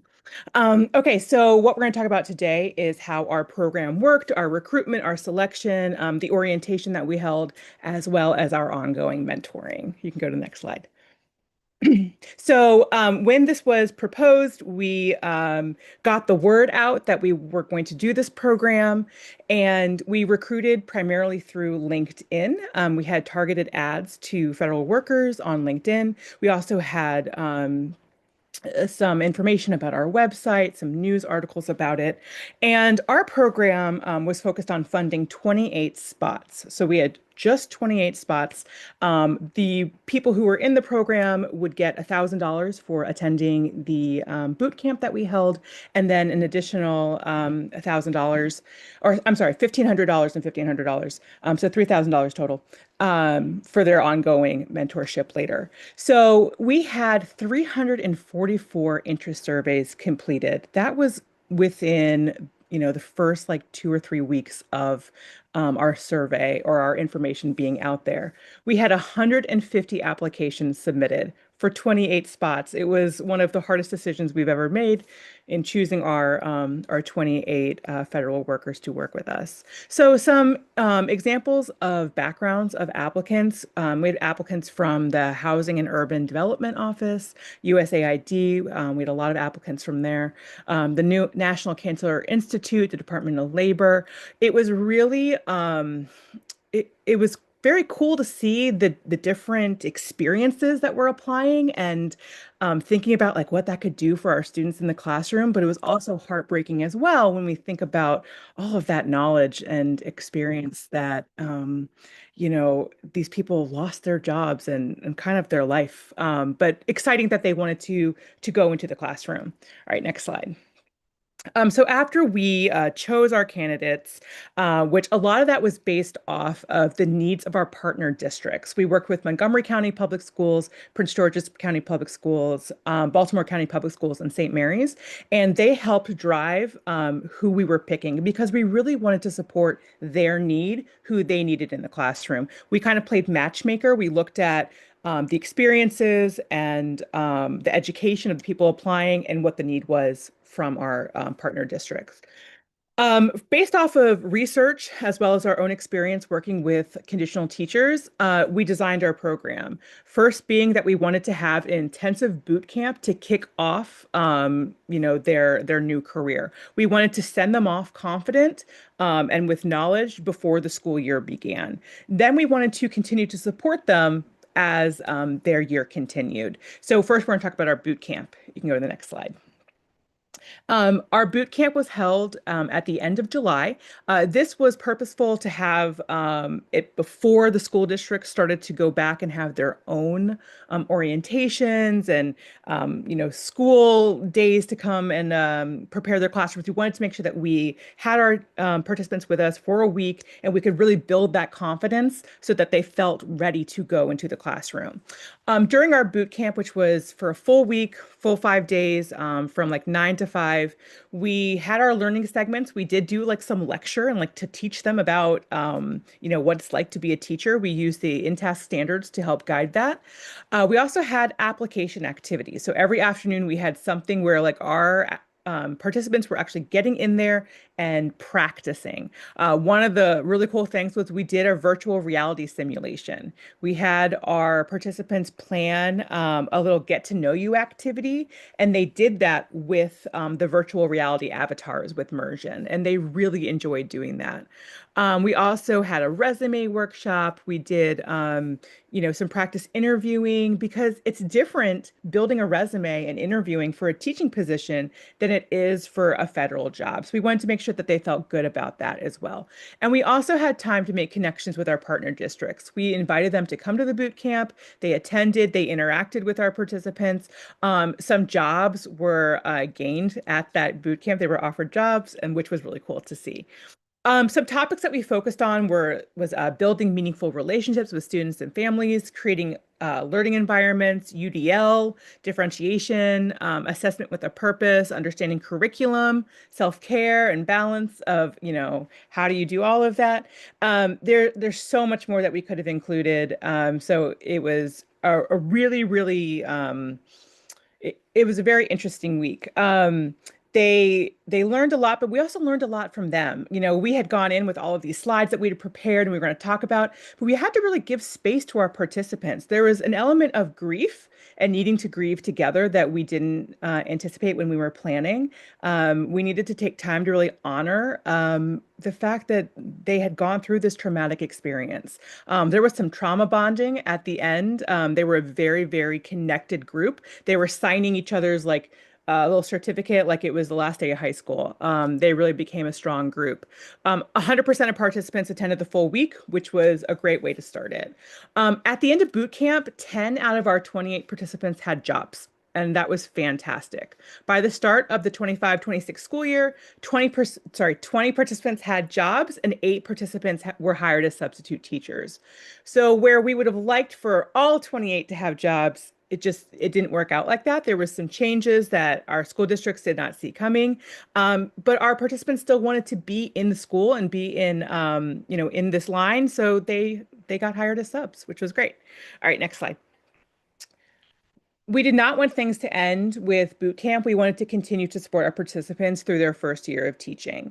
So we committed to mentoring them through the entire school year. Next slide. So we hold monthly mentor meetings with our participants on Zoom. And here we meet as a whole group, and problems of practice really guide our conversation. So we send out a invite the week before. We ask them, is there anything that they want to discuss? And we use that to inform what we're going to talk about. Next week, we're meeting and they want to talk more about classroom management, as well as how to kind of deal with some of the feedback that they're getting on their observations, so that the next observation, they can address those things. We leave time for them to discuss with the school district that they're in, as well as grade level bands and content bands. So we have some different moving parts as well. We do individual email check-ins, and we also serve as kind of that liaison for communication between our school districts as well as and our partners, our participants. So if they have a question, I go back to our school districts and ask for them. So if you click through, you can see some of our problems of practice that have been brought up. I think you have to click through and that will bring, yes. So these are just some examples of questions that have been submitted that they want us to focus on. And I think there's 2 more. So about working with students with autism, working with multilingual language learners, questions like that. All right, next slide. And then finally, the last part of our program is that our participants develop a plan for licensure, and they work with us individually on that. And you can click ahead. So at right now, our participants are working on their licensure plan, and they have to think about what are they going to do? What is that path? And that path is going to look very different for our participants. Some of it depends on their prior degrees and education, what they have credit for. Some of it depends on their interests. Some of it depends on, if they're in special education versus a general ed classroom. It's all different. So we really did not want to have like one boxed method. We wanted to leave it up to the needs of our participants. So they get individual advising from myself and my coworker who are leading this program, as well as other TU faculty. We really have an emphasis on finding the right path for the individual and timeline. We felt very strongly about not pushing them into a master's program immediately, because for some of them, they might find that they teach a year and they'd rather be in elementary school and they've been in middle school, or they've been in middle school and they'd rather be in high school. So we wanted to leave it more open that and flexible, that if they needed to make a change, they could, and they weren't stuck in something because they had already started a program. So we currently have 23 of our 28 Imagine participants still active. Two of our participants returned back to the federal government. They actually got their old jobs back. And another one had found a job. She had applied for one in July around the same time that she applied with us, and then she heard back in October that she got it. She was someone who was subbing, so she went back. Another participant found another job, but it has Fridays open and wants to continue subbing. She feels like really strongly about staying in touch with schools. Currently, we have 18 teaching, 4 subbing, and with our participants who are still active, our 23 members, we have 3 who are enrolled in master's programs, which is really, really awesome. Next slide. So we have a video, and we're not going to play it right now because it is a little bit too long, but we just encourage you to go back and watch this when you have some time and you want to smile. It does a really good job of capturing what our program does, as well as hearing from participants. They give some of their insights and their perspectives of the whole the program, as also as how they're feeling. So next slide. And we just wanted to give a really big thank you. We couldn't have done it without MHEC. This was a life-changing program for a lot of our members. We did have several people on the first day of boot camp talk about how this was their first win since losing their job. And it was really, it was heartbreaking to hear that. It was also heartwarming to hear that they had this opportunity and they felt strongly about going into the field of education. But this really provided a win for our federal workers. So we thank you. And thank you for allowing us to share. Thank you so much, Dr. Jacobs. Again, really thrilled to hear about the progress being made with this program. And one of the things that I would like to just point out is so much of this was also built with retention in mind. So it wasn't just about recruitment, but it was also making sure that we were setting educators up to stay in the field, which is really exciting for us as we kind of learn about that. Before I turn it over to my colleague, Dr. Simonson, I did want to point one fact out about the FY25 grant, which is we turned that application around in 3 weeks. So as soon as Governor Moore announced the Feds to Eds program, as you might recall, MSDE and MHEC were charged with figuring out strategies to recruit career changers into the classroom. Luckily, we had this funding available, and institutions received notice of the application and turned around submissions within 3 weeks. We committed to doing our best to evolve our grant structure, and that is something that we're continuously working towards. But again, it just shows how quickly our institutions of higher education are willing to put their hands up in order to partner with our colleagues in K through 12.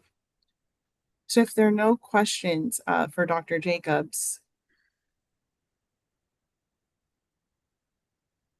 I will turn it over to my colleague at the University of Maryland College Park, Dr. Simonson. Before I get started, can everyone hear me okay? Yeah, okay. I am working off of two computers, one for sound, one for the camera. So, just interrupt me if something goes wonky. Thank you for allowing me to share our piece of this work. So, my name is Dr. Monica Simonson. I'm the Director of Teacher Education within the College of Ed at the University of Maryland. I am presenting on behalf of myself, but also my colleague, who you know well, Dr. Ebony Terrell Shockley.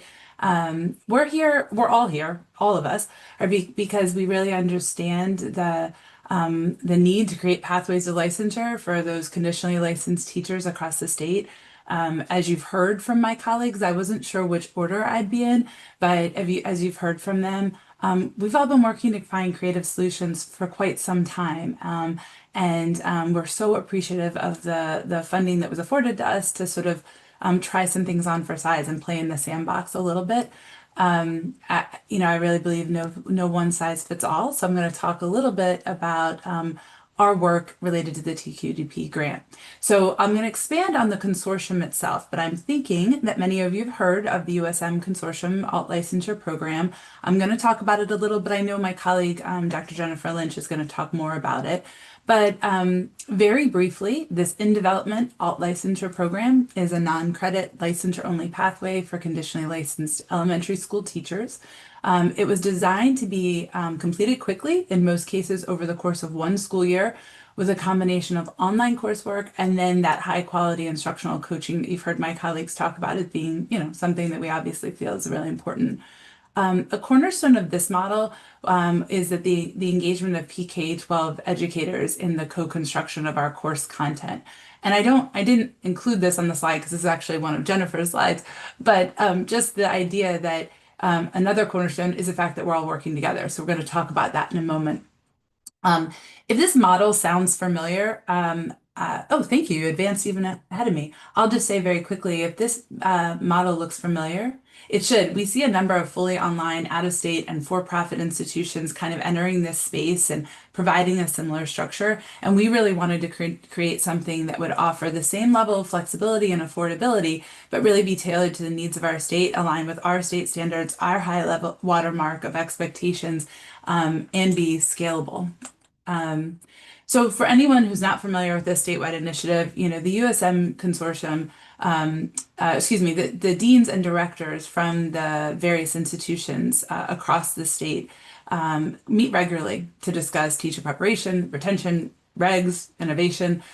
We had a collective goal to ensure that every child across the state, regardless of their geographic proximity to a teacher education program, had access to high quality licensed teachers. We were always hearing about each other's pocket of excellence like you did today, but we wanted to talk about something that maybe was scalable and offered statewide.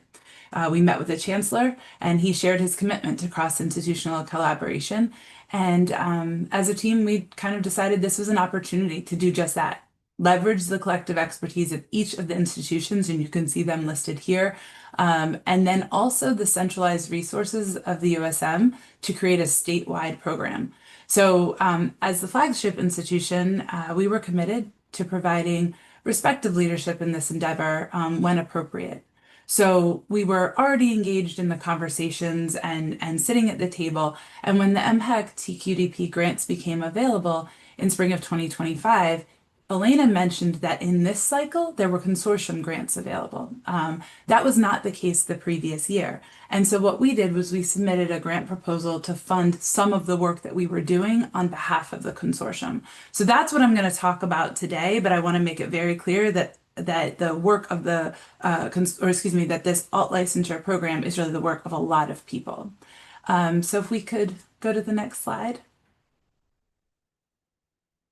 All right.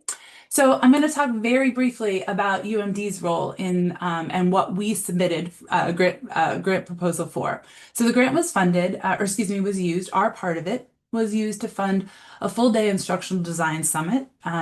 Over the course of the day, faculty from the USM institutions and MSDE and USM staff came together to ideate about program design, guiding principles, and assessments.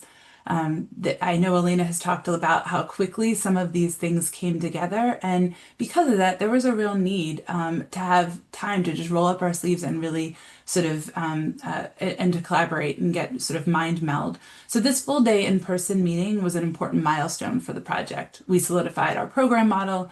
We set some realistic goals for the next steps. One of these next steps was to begin building out our coursework. So these courses are designed to be instructor-led, fully online, and asynchronous. Given how long it took all of us to wrap our brains around that program model, I think might repeat that. The courses are fully online with the content completed asynchronously on the weekends, before, after the kids go to bed. And then there's a wraparound support of instructional coaching. So our TQDP grant was also used not only to fund that design work and that initial sort of program conceptualization, but also to fund some of the course development itself. So I know Dr. Shockley was really involved in the initial competency mapping to sort of get us started. And she also served along with our colleagues from Towson, Dr. Layla Richmond and Dr. Leigh Mullen, as on a work group where they were really focused on identifying the subject matter experts that would build out these courses. So my previous slide had all those USM institutions, and we wanted faculty from each of those institutions to be part of the course development so that it would truly be a statewide initiative.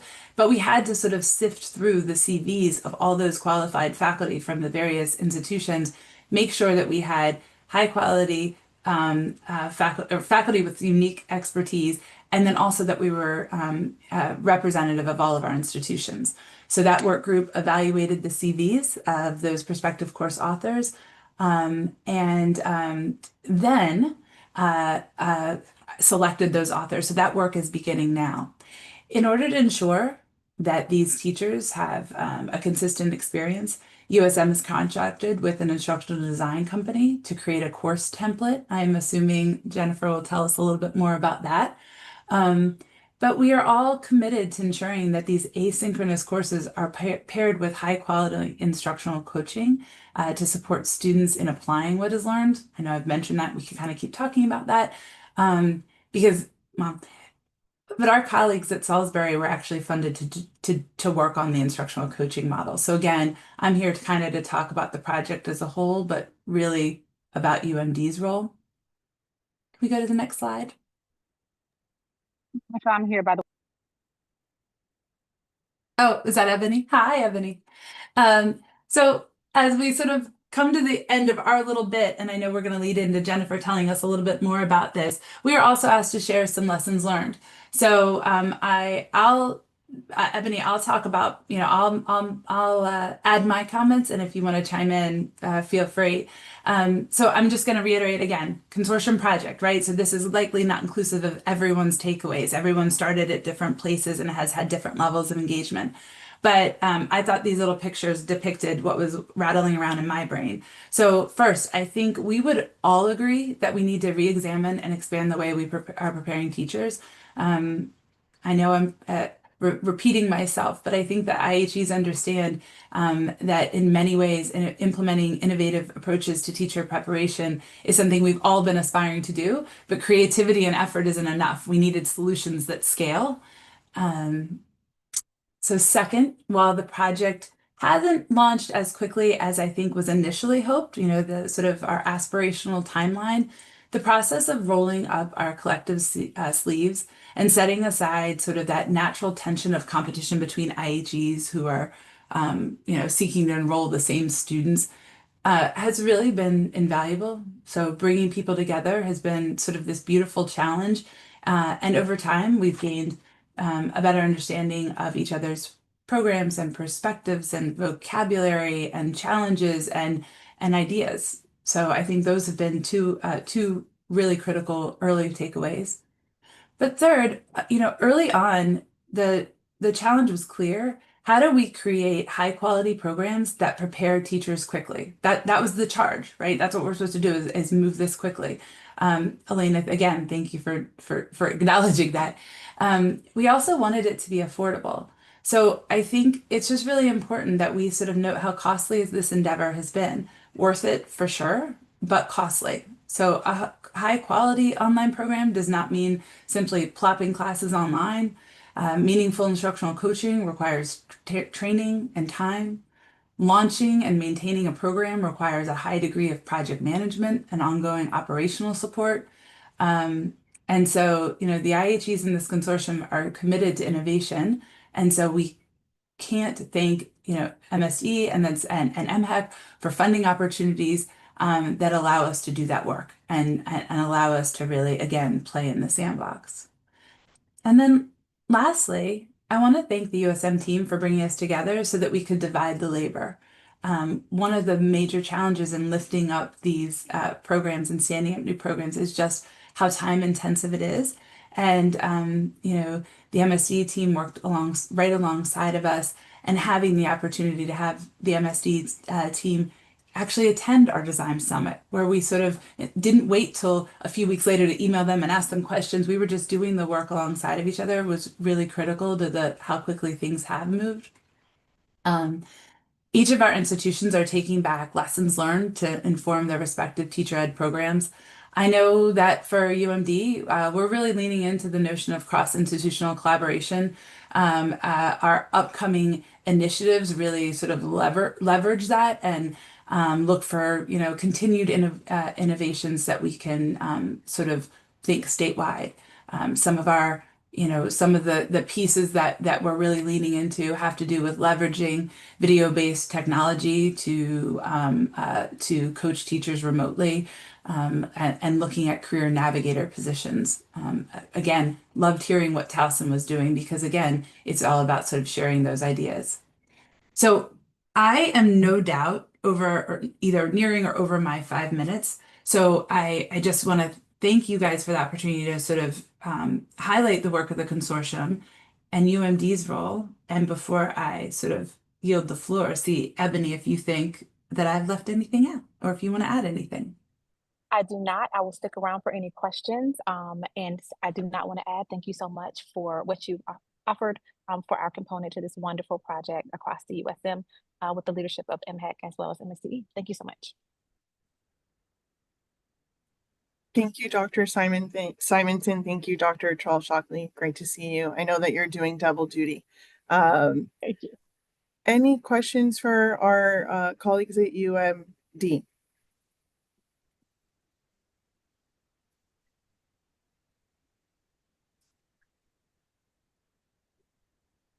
Seeing none, and I know the slides will be shared, I'll turn it over to my colleague, Dr. Lynch, who I just want to take a second before turning the floor over and lift up something that you said, Dr. Simonson. Really grateful for Dr. Lynch's leadership in that at the USM. This has been an incredible partnership to see moving forward. And I have no doubt that part of the reason why you're not seeing business as usual at our institutions of higher education is because of Dr. Lynch's leadership and her partnership with all of our incredible colleagues. And I just loved everything that Dr. Simonson said. Our friends, our campus colleagues have been waiting for the opportunity to do this kind of work. They have incredible ideas. Oftentimes, as a SHEO, as a State Higher Education Executive Office, we find that our campus colleagues need the resources and the time in order to advance the innovation that they so deeply seek to advance. So with that, one of my favorite innovators, let me turn it over to Dr. Lynch. Thank you, Elena. And she's just trying to butter me up because she knows she and I are going to have a conversation later about why in the world I had to go after all of these really fantastic presentations. So it's been such a pleasure to listen to what our colleagues are doing. I'm so proud of the work of Towson and UMD specifically in their work, and all of our higher ed partners in the USM, and all of our community college partners and our MICUA partners as well, who are really working to innovate in this space. So just thank you so much to everybody for having us here today.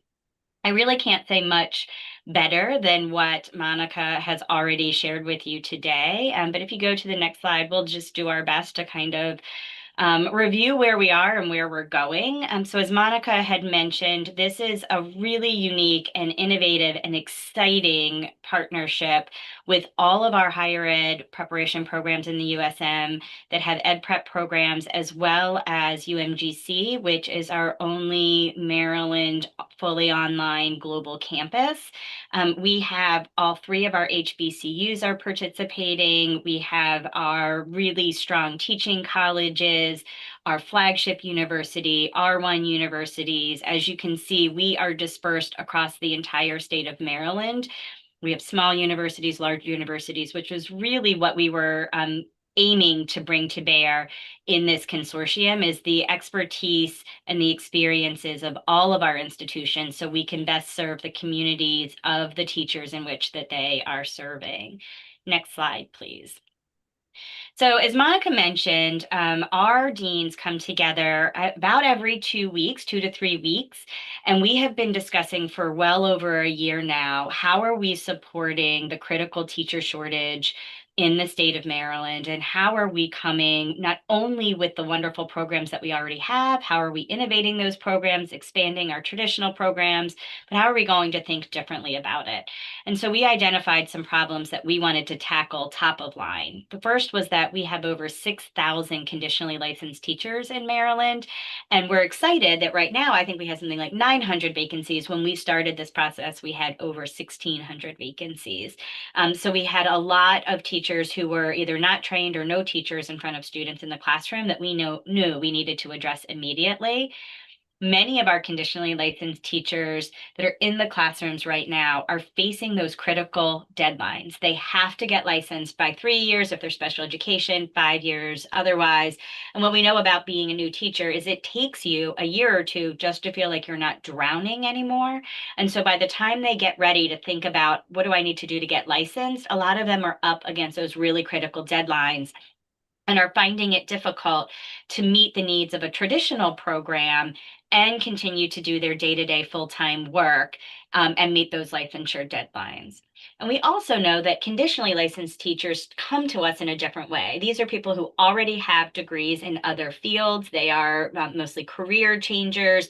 Many may be in a different point in life where they have families or other responsibilities. And so our conditionally licensed teachers may not be interested in pursuing any additional degrees. We have some that are master's or even PhD level professionals, and they need more flexibility to be able to pursue their licensure because they are a full-time teacher with multiple competing priorities, and they really need something that will work with their schedule.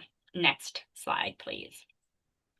And so we wanted to develop a program that very clearly wasn't supplanting the existing and the wonderful programs that are already existing across Maryland, but we wanted to be additive. We have hundreds of wonderful undergraduate and graduate programs that are right for so many of our teachers and our aspiring teachers. And we want to continue to honor those pathways and make sure that we are encouraging people to go into those pathways. At the same time, we still can understand that we have 6,000 conditionally licensed teachers who, for whatever reason, are not selecting those pathways, and yet they are in our classrooms. So we know they're dedicated professionals. We know they're interested in being an educator. And so we wanted a way that we could cast our net a little bit wider and make sure that anybody who wants to be a teacher has a pathway to become a teacher. Next slide. And so our deans have been working around the clock and have developed an incredibly strong program that we're very, very proud of. This program is a competency-based learning model, which means that our candidates are doing non-credit coursework online, asynchronously, self-paced, which we'll talk about in just a minute. But that's not enough. This isn't just a click and get. They have to be in their existing classroom assignments, applying the work, doing the work, practicing the work, demonstrating that they are competent in that. So it is really about building those day-to-day competencies of our teachers while they're on the job. The asynchronous self-paced learning module is really important for our candidates. They need to be able to do it at midnight or on Sunday or maybe during their planning period. We can customize. We have 15 learning modules, and we can customize those to make sure that if you are a teacher who's been doing this for several years and feel confident in some areas. Maybe you want to prioritize another set of modules that you need that learning first. So we can order the modules to best meet the needs of our teaching candidates. We can also pace it. This program, our pilot program, is designed to be 1 year in length. However, if you need more time, you can take more time. If you can accelerate through it, then you can accelerate through it. We really wanted to be flexible in giving our candidates what they need. And the other thing is that because we know that so many of those teachers butt up against that 5-year timeline, we wanted to make sure that our teachers can get a license as expeditiously as possible. So this program is designed to be completed in a year. It is not a full MAT program. This is not the end of their learning. We are really excited that many of our institutions are already starting to think about how we can be accepting this licensure pathway as part of credit for prior learning into their master's programs, into their MBC training programs, into other ways that we can continue to engage with these teachers as lifelong learners. So this is the beginning of their learning journey, not the end of their learning journey. Next slide, please. So the program that we are developing right now in our pilot year will launch this fall. We're very excited. As Monica said, we are knee-deep in development right now. Our subject matter experts are working with our instructional designers to design these models. It is a 1-year learning timeline, 15 modules, job-embedded competency tasks. The real meat of this program, we believe, is our instructional coaching. And so it is very, very important that we develop a very strong instructional coaching model to make sure that as these teaching candidates who are on the job working every day have the support that they need to build their competencies to be effective teachers. And so we're making sure that there's really purposeful communication and collaboration with the LEA mentors. The University System of Maryland will have shared professional development with our LEA mentors and our instructional coaches, which elevates sort of the level of professionalism of both mentors and coaches and make sure that we have high standards across the board. And one of the things that we are really proud of is that all along the way, this program has been developed in full collaboration. Our deans have been working so tirelessly together. We have been consulting with MSDE professional development experts, all of our LEA experts. We understand that we are designing this program for our LEAs and for our students and our teachers. And so we want to make sure that it meets everybody's needs. We understand that in this pilot year, there will be lots of iterations. We will have lots of learning from this, and we are open and listening to that to make sure that we are creating a strong program that meets the needs of Maryland's teachers and of Maryland's students. Next slide. So we are starting now with the pilot year, but we are really excited. We've been hustling for money, and I just want to be so thankful to MSDE and MHEC for their really generous support of this program, and to the University System of Maryland, who has dedicated funds to this program. We are ready to launch this pilot year of elementary licensure. We are also ready to start talking about what the next licensure pathway will be. And we're in conversations with our LEAs as to what that licensure lane should be. We have already started talking about how this program can be integrated into in-district pathways, and we're really excited that we have at least one district that will be integrating this into an in-district pathway. We're also looking at how our deans are looking at how they can start to think about this as the beginning of a lifelong journey back into their higher ed programs. And what does that look like as a pathway to post-baccalaureate or master's degree programs? We're also having conversations about how all of this work aligns with the blueprint for Maryland's future career ladders. And so how do we move people through to become master's level trained teachers to then come back and serve as our instructional coaches? How are we making sure that instructional coaches are considered as part of that career ladder? And also having conversations about how the modules that we are developing that we think are really strong competency-based models can be used by our districts as standalone professional development, or how we can support them in that ongoing professional development beyond licensure. And how we can consider induction integration as well.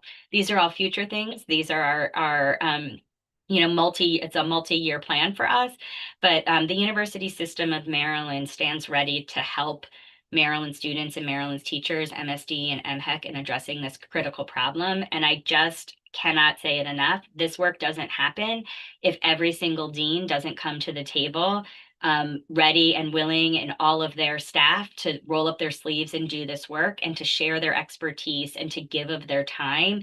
This work happens because of them and their innovation. And so I just want to be so thankful to everybody who's given so much over the past year and a half for this work. And with that, I will take any questions.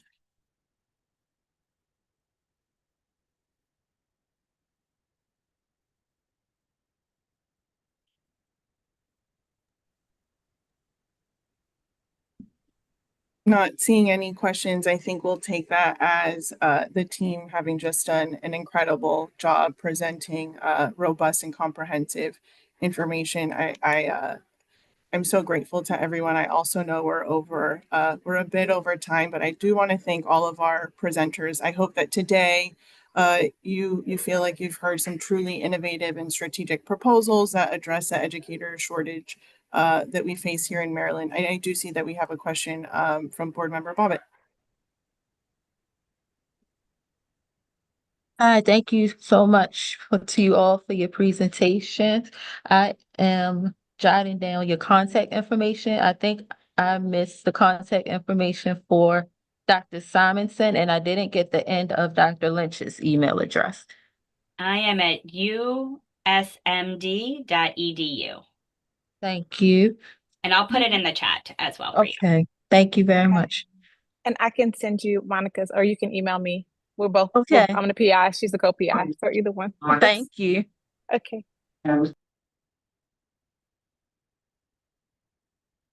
Thank you. I hope that means that there's room for continued conversation.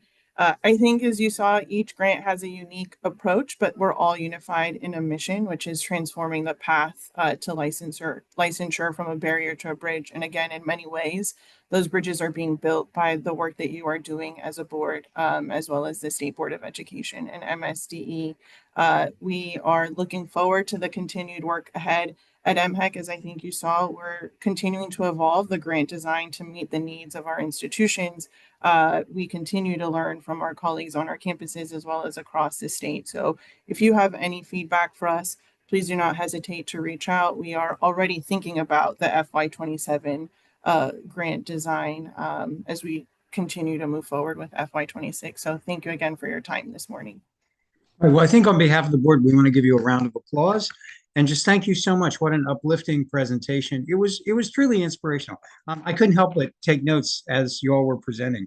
And I just love so many things about what you had to say. There was a focus on enhancing instruction, producing manipulatives for teachers, meeting on the time frame that was conducive to their schedules, providing mentoring based on the fact that they were telling you what they needed help with, use of technology and so forth, leveraging it, addressing the needs of the 6,000 conditionals that we have. It was just fantastic. So I can't thank you enough for being here. I also want to read just a couple of the comments that are in the chat, because when we record, not everyone can see those. Sue McClendon had written, I didn't want to intrude on the presentation, but can affirm 100% what Jessica had shared about the amazing results from the partnership between CCBC, MSDE, and MANSEF, especially for a very niche corner of the educational world. MANSEF is truly benefiting. Janelle had also written, Baltimore City has positions available. So anyway, those comments in the chat. But just thank you so much. Oh, and I couldn't help but notice, I think, Jessica, you said you guys picked up some tips on serving brisket, and we'd always be interested in stuff like that. So it looks like it was going multiple ways here, but that just showed the level of attention you were paying to people's needs. And that, I don't know, little things like that always impress me. So thank you so very much. You've got a standing invitation to return. Let us know how things are going, because this is such a critical needs area. So I just can't thank you enough for the work that you're doing. Thank you all so much.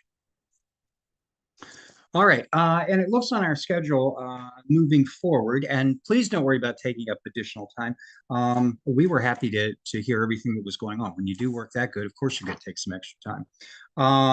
I would make a recommendation, if it's all right with Kelly, that we take the paraprofessional assessment policy. Could we maybe move that to the next meeting? Because we can take about a 10-minute break, and then when you come back, if it's the pleasure of board, just move to the teacher supply and demand. Kelly, would you be okay with that? Sure. Okay.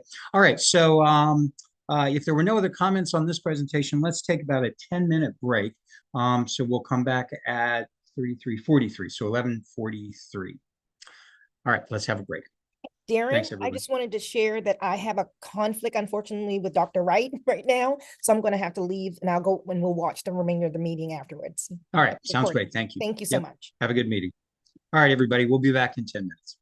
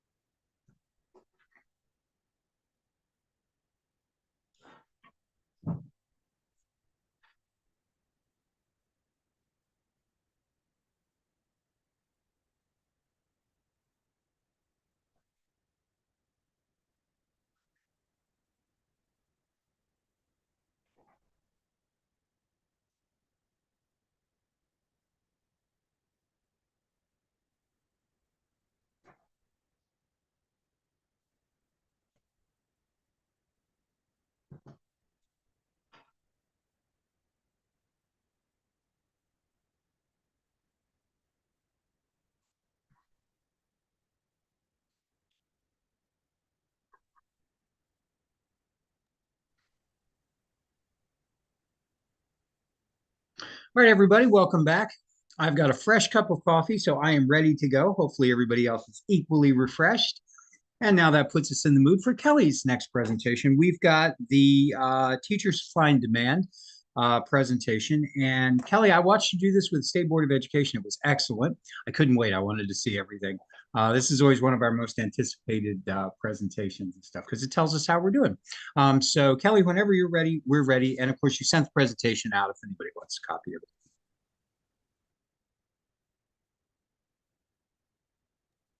Thank you.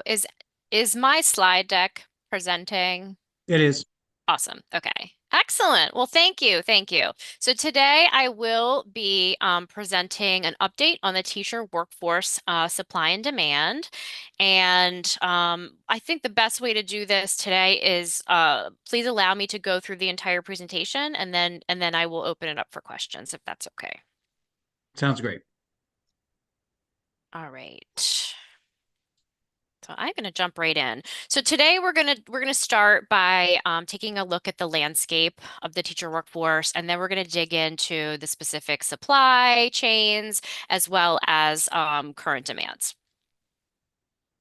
So starting with an overview of our teacher workforce, as of October 2025, we have 64,191 teachers working in Maryland public schools, and you can see the breakdown here.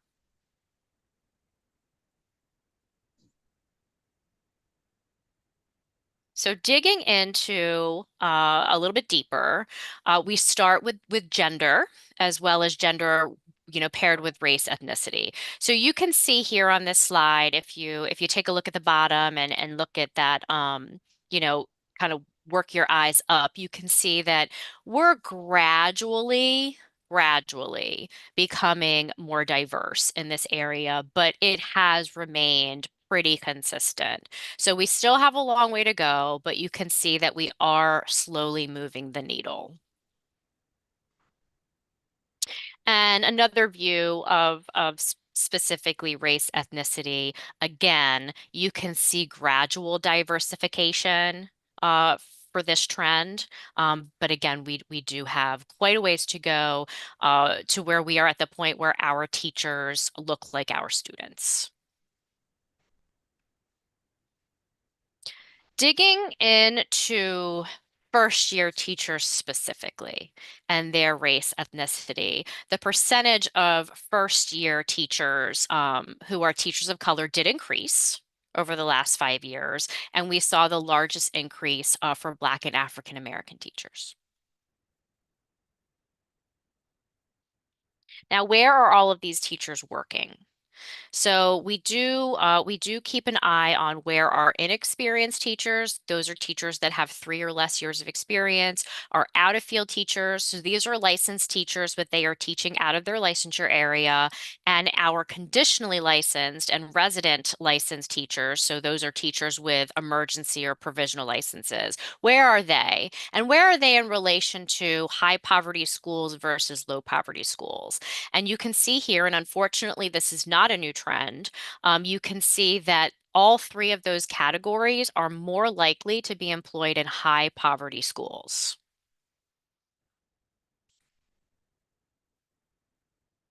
So now turning to our national board certified teacher workforce. This is excellent news. We continue to significantly increase the number of national board certified teachers in Maryland. We increased by 39% from the previous October to this past October, and the year before that we had increased 40%. So we're seeing consistent jump of around 39 to 40% over the past 3 years, and so that's great news. And if we take a look a little bit, here's the trend. And if I want to remind you that during the Kirwan Commission, there in the report itself, it was assumed that we would need about 12% of our our workforce to hold a national board certificate in order to establish that level 4 teacher leadership tier of the career ladder. So if we continue to make these strides, then in about 3 school years, we should be at that 12% mark. So wanted to put it in perspective of the career ladder. So this is great news. Now, the other, big piece of NBCTs is, of course, we want to see these teachers shifting to be working in low-performing schools and community schools. So this shows you side by side. On the left, we have low-performing schools. On the right, we have community schools. So what you're going to see here is these are all NBCTs. And in the left-hand bar of each graph, these are the NBCTs that are working in either the low-performing or the community schools. And then the bar to the right is the bar that represents those NBCTs that are working in either non-low performing schools or non-community schools. So we can see there is a trend upward, which is what we want to see. And we want to continue to see that grow even faster for the bar on the left. We want to see more NBCTs in both of these types of schools. And of course, this goes back to the salary enhancement that is available for National Board Certified teachers who are working in low performing schools. It's an additional $7,000 on top of the $10,000 they receive for getting their NBC. So turning to supply, just as a brief reminder for this group, even though this group is well aware, we have 2 different types of approved preparation programs in Maryland. So you've heard me say many times, traditional versus alternative. So the landscape of traditional preparation programs right now, which again are those programs that they vary in what they lead to, but usually a degree or a post-baccalaureate or postmaster's certificate. So some type of credential is issued by the institution of higher education. Along with that, it's a licensure program. It's approved to lead to licensure. Right now, we have 20 Maryland institutions of higher education offering 355 what we call traditional teacher preparation programs. And these programs, as you all know, are either nationally accredited by CAPE or AQUEP, or they go through the MSDE program approval process to operate. And these individuals, they may be holding a conditional certificate and working while they're enrolled, or they may not be. So when you talk about the master's programs and any of the post-baccalaureate type of certificate programs, they very well may be in the classroom, whereas your bachelor's degree candidates are not going to be in the classroom because the minimum education requirement is a bachelor's degree. Conversely, for the alternative teacher preparation programs, all of these individuals are teachers of record. So right now we have 12 Maryland approved alternative teacher preparation programs. The MANSEF BBC, Baltimore County Public Schools CCBC partnership that Jessica shared with us a little bit earlier is one of those 12. So they represent the one non-public association. The other 5 are in local education agencies. I'm sorry, the other 11 are in 5 local education agencies. They are all within the central corridor of the state. So if you take a look at the icon, you can see where they exist. And again, all of these candidates hold what's called a resident teacher license, which means they are learning as they are on the job teaching as a teacher of record. And again, these programs can either be nationally accredited or they can go through the MSDE approval process. Our program approval regulations that this board adopted in conjunction with the State Board of Education last year, these are the program approval regs. So all of those standards, all of those competencies, all of those requirements, both types of these programs do have to align to those requirements. So with that said, let's take a look at some trends. So for our traditional, for both traditional and alternative, these are our completer trends. So unfortunately, we are seeing that there has been a decrease in the number of completers in both alternative and traditional programs over the past few years. Now you can see the orange bar there are the alternative completers and the blue bar are the traditional completers. The total number is listed in black above the bar. we look at their demographic trends. This is not a new trend either. We see that those enrolling in alternative educator preparation programs, who we often refer to as career changers because they're coming in with a bachelor's degree in another area, they tend to be more diverse, and specifically more diverse in Black African American. They tend to be Black African American.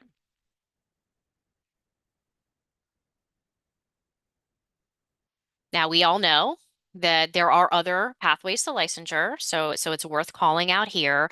Unfortunately, this state is an import state. We import between 50 and 60% of our teacher workforce every year. So, we do rely on the recruitment of individuals who have either been prepared in an out-of-state licensure program, or they are coming in through some alternative pathway, such as the brand new transcript analysis pathway that became effective this past Monday, that this board just recently adopted. So these are all of the licensure pathways in front of you.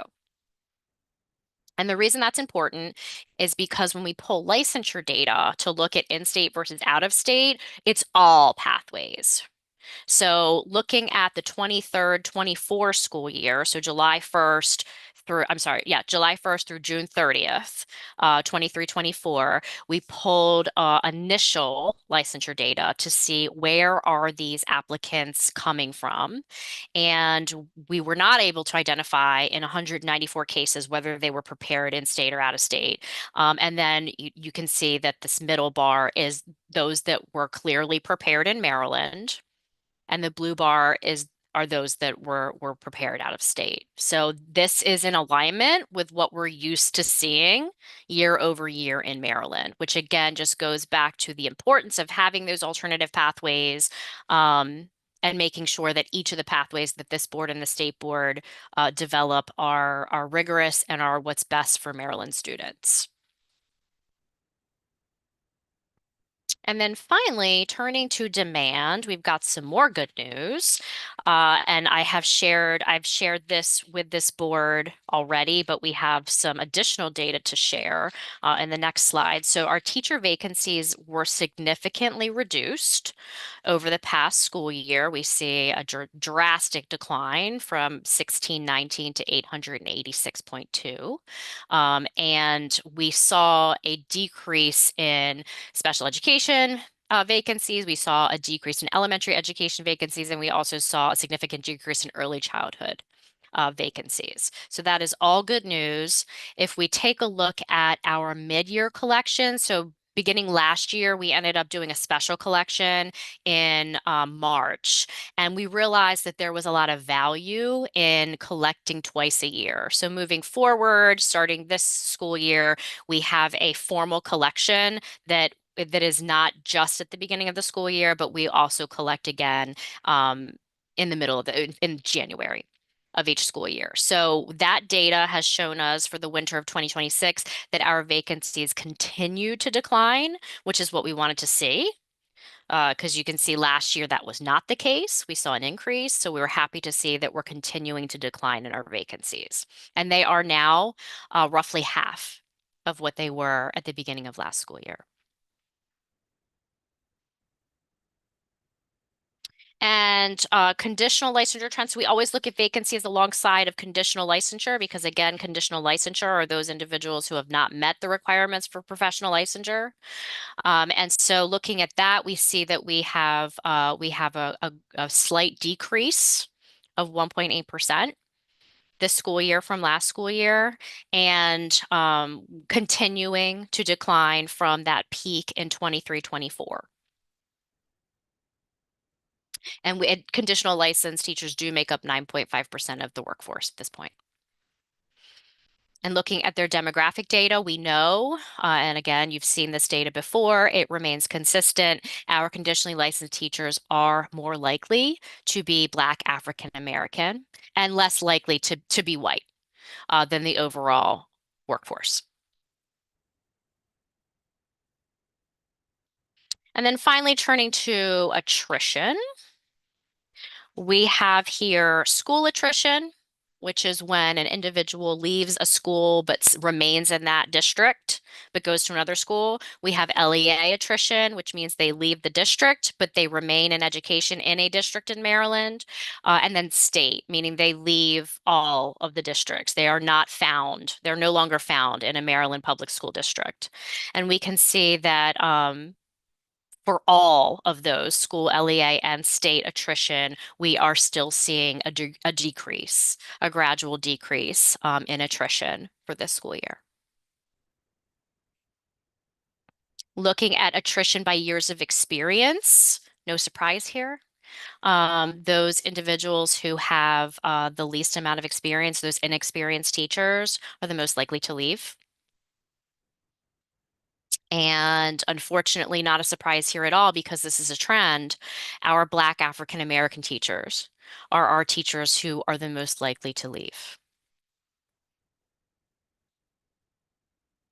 And with that, I will open it up for questions.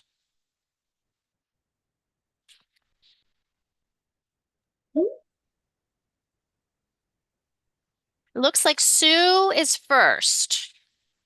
Yes, I love good data, and so enjoy all of this very much. I did have a question, I guess, about if there's kind of taking a step back for the whole economic and state picture, um, you know, is there any sort of idea of how our progress is comparison to other similar fields? Because right now, we know job market wise and just sort of overall economically wise, it's probably a little bit easier to keep vacancies filled just across many fields with the economics. And so it would be lovely to know if we're outpacing some of those other fields, and I guess kind of a two-parter to that question of knowing that the economic pendulum will, as it always does, swing. Is there any conversation about when the job market does loosen up again, any sort of preventative strategies that we might want to think about to really like lean in on that retention? And why it's still great to be a teacher in Maryland, because I think that when that economic pendulum swings back, that's going to provide some new challenges when we're looking at this. Absolutely. So I can't answer your first question, Sue. I can't compare it to other industries. But we certainly can work with labor and see if we can get that data for the board. For your second question, so two things come to mind. One, I want to remind this board, because I didn't put it in this presentation because I presented it a few months ago, but this presentation really should be considered in conjunction with the presentation I did on all of the recruitment and retention initiatives, right? So that it's the so what. So we see this data, so what are we doing about it? And so we are involved in a significant amount of initiatives right now for the recruitment of educators, including the relocation grant program, the Grow Your Own grant program, which the application window closes on Monday, $19.4 million. It's huge, it's massive. So thinking about like how to sustain this pipeline and continue this momentum, right, while we have it. And of course, retention is, you cannot talk about recruitment without talking about retention. So the State Board of Education did adopt new retention regulations for public schools. They become effective July 1st, 2027. They are significantly more robust than our current induction regulations. And so again, really acknowledging the fact that it can't just be about getting people in the door. We have to support them with a strong induction and mentorship program, and continued professional learning for the entirety of their career. So all of that you're going to see weaved into the induction. There's also a ton, Sue, of professional learning initiatives that are happening throughout the agency, that again, I'm happy to try to put together a list with my colleagues for you, but so much goodness going on right now. For sure, and I appreciate that. I definitely am feeling so optimistic seeing those numbers, and also just thinking about the overall lay of the land. So I appreciate you putting it all together. Absolutely. Sandy. So I guess a question that I have is that I know that I'll speak for Baltimore County. I think, I don't know, some of the vacancies, the reduction in vacancies may be because of the lack of jobs available, because like again, this school year in my school, we're probably going to be accessing double digits of teachers. So I'm just wondering, like, is there a way to understand, the reduction in vacancies? Is that because of the reduction in workforce in the counties? Or is it, because for other reasons? You know what I mean? Does that make sense, Kelly? It absolutely makes sense. It's a great point. It's a very fair question. It is a gap in our data, and full disclosure, we do not currently collect. So right now we collect vacant positions and we collect staff level data, so people level data. So the gap is any type of reduction in force we don't currently collect. So we are having internal conversations at this point because of this data, to figure out how we can have a better understanding of that. There are some projection ways that we've looked at the data. I'm not comfortable sharing those quite yet, because I think we need to do something a little bit more robust and actually ask our LEAs for some data. But we are absolutely talking about that. Garima.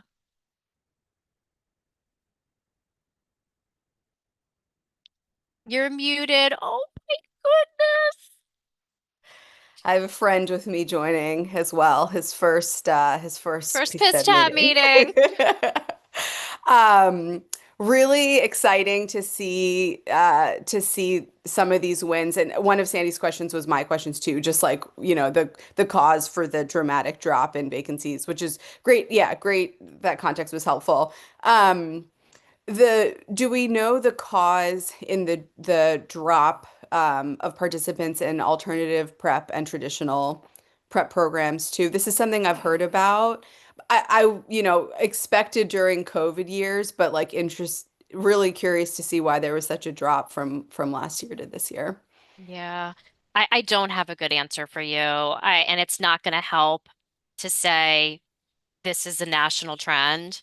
But no, we don't have a handle right now on exactly why in Maryland we saw that dropped in alternative programs. I was surprised by the data, to be honest with you.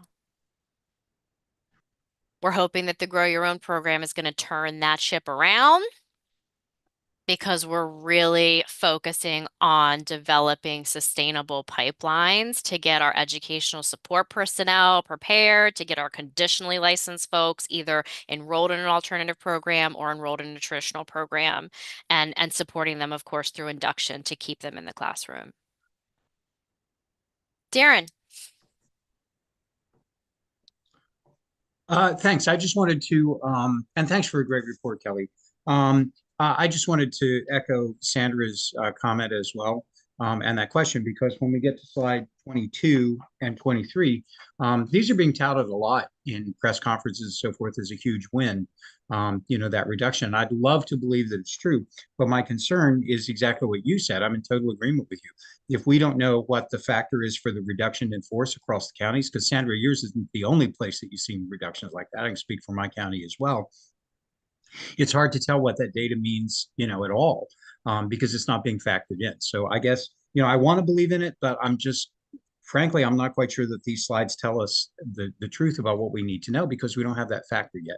So I applaud any work that your department can do to get that kind of information, because then I think we can have faith in the number. Whereas right now, I'm not sure we can without that knowledge. So I just wanted to add that. Noted. And maybe to look at it as a percentage, and that way it's easier. You can compare it across time. Noted. I'm not seeing any other hands up.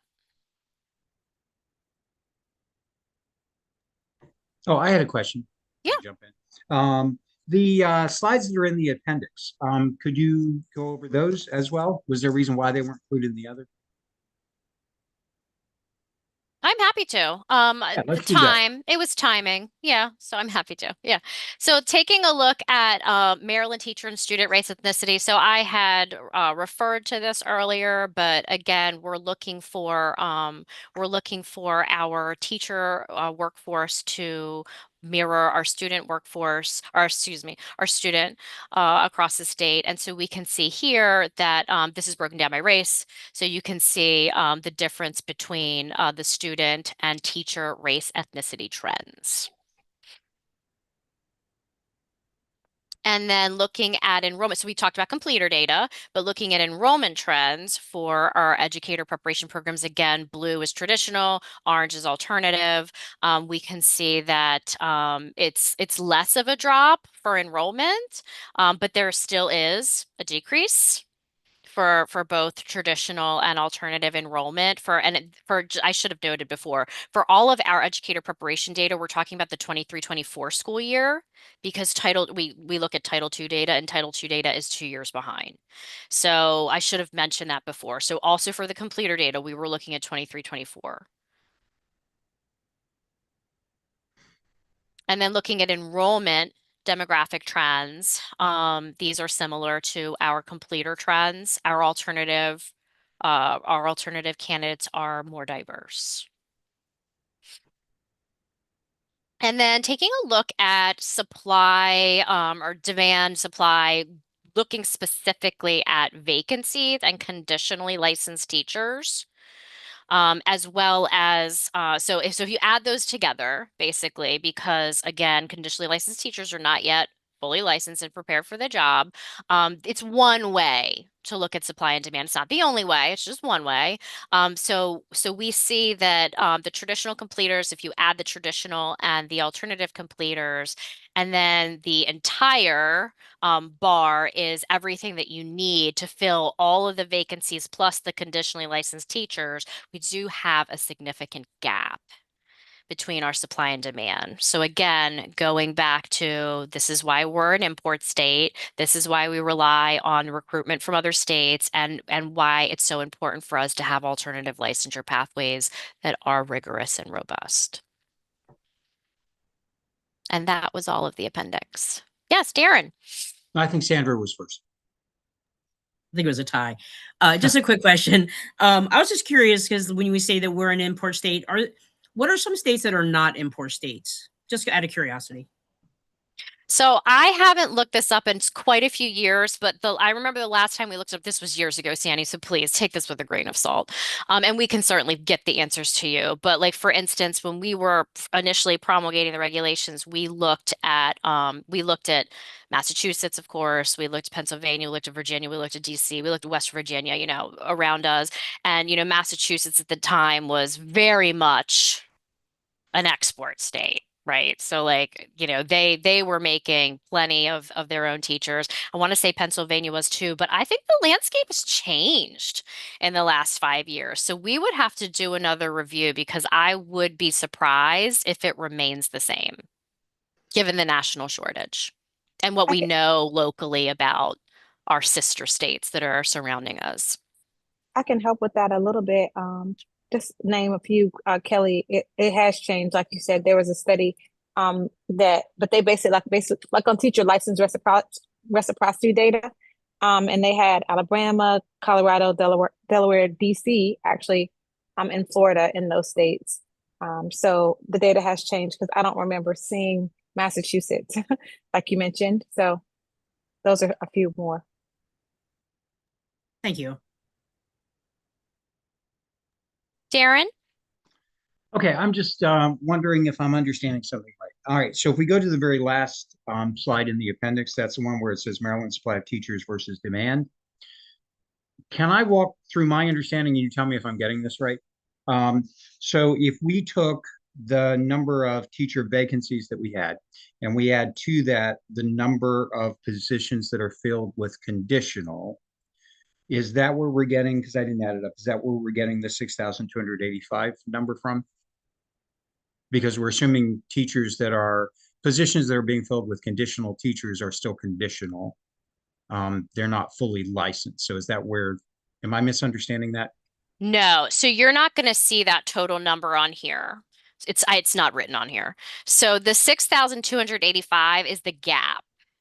Is Okay. how many more we would have to prepare in order to fill every single vacancy plus conditionally licensed assignment across Maryland. Okay. So how does that compare to slide 22 where the number goes down to 886? So this, thank you for pointing that out. So this data is not based on this school year, because in order to look at the latest data that we have for educator preparation, we have to go back to 23-24 completers. So this data represents 24-25 vacancies and conditionally licensed teachers. So basically we're making the assumption, and again, this is a rough estimate. It's one way of looking at supply and demand, certainly not the only way, but one way is to say, okay, the number of completers that completed the previous year that would, in theory, fill roles the next school year. That's what we're doing. So 23-24 completers in Maryland program completers, traditional and alternative. And then what were the conditional licensure and vacancy rates at the beginning of the school year in 24-25? Okay, I see. Yeah. So All that's right. still when we had quite a few, 1,600 some vacancies. And we had a little bit more conditionals too. Yeah. And you had given us data not too long ago that was showing how many people on conditionals actually make it to full certification. And that number was kind of scary. Is that data about the same? Has that been updated? We have not updated it. Okay, so that's the same as it was before. Okay, I appreciate that. And do we know why? And again, I'm not expecting, a complete theory here, but is there any talk about why the number of completers on that one slide has dropped? No, no, because we see that the enrollment dropped too. Okay, all right. Yeah, and I know when the presentation to the state board, that was something that garnered, I think, some conversation as to why younger people aren't going into education. I know that they were very concerned about that, as am I.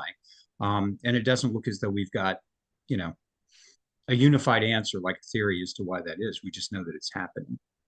I mean, there are definitely, I can point to national research and I can certainly bring that back to the board or give it to you informally. But in Maryland, I can't speak specifically about why these particular individuals are not enrolling or not completing. Right. Because I know we're doing a lot of recruitment and so forth, and I appreciate how much retention is such a big issue with that. But also just trying to figure out why so many students don't want to go into education. Because you're right, that explains why the completer would be down as well if you don't have so many people going in. Yeah, I would be curious as to see what sort of the national research says on that if we ever do like a quick overview of that, because we are trying to wrestle with, ways to address that. And it would be good to know what the data is showing us as to why. Absolutely. We have it. Some years ago, there was a survey deployed to high school students about their interests. Kelly, I don't know if you remember, maybe it was right before COVID. And so I don't know what happened to those data. I don't remember, but some of the IHEs do have some local data about, students at their institution. So that might be a way to kind of get a picture for Maryland, because they're in college, to see what their decisions are. It certainly helped us with our recruitment where I work. And so that could give us a little bit more of the qualitative that folks are asking. If we find out what other IHEs or centers at IHEs, like research centers, have done that kind of work, I'd certainly be happy to share the data that happened, that I have access to, if that would be of interest to either of the boards, including this. To me, that would be of interest, especially in the fact that it would be more local to Maryland, because I think the conditions are so different in different states. I grew up in West Virginia, and what would cause me to want to become a teacher there would be a very different set of reasons, I think, than in the environment I teach in now. So yeah, anything we can do to tailor it more, as we go forward, because I see so many good programs out there for recruitment, but if they're not matching why kids don't want to go into education, it's not going to help. All right. Any other questions? I didn't mean to monopolize the time here.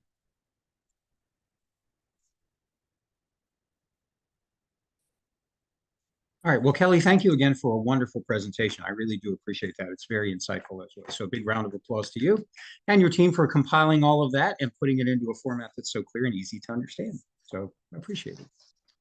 All right, so I think then now the next thing on the agenda would be the approval of the February minutes. So I'll give everybody a chance to go ahead and find those and take a look at those.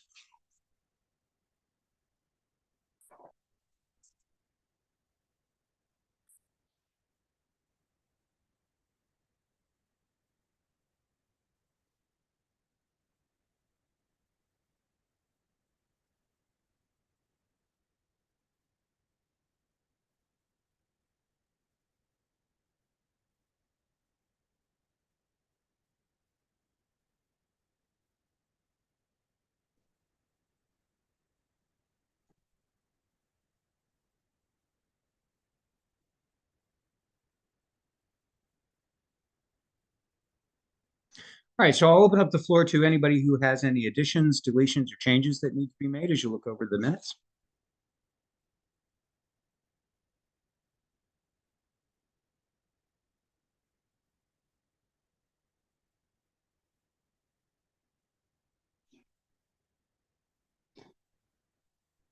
All right, so I'm not hearing any.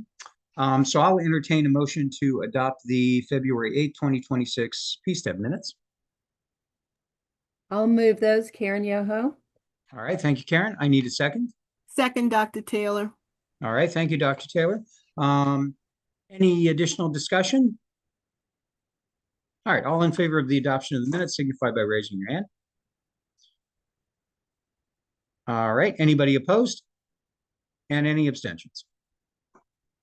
All right, then we have the minutes adopted. And I'm looking at the time, we have 12:19. The only thing we have to do left is the April agenda. Was there anything specific for the April agenda we need to put on?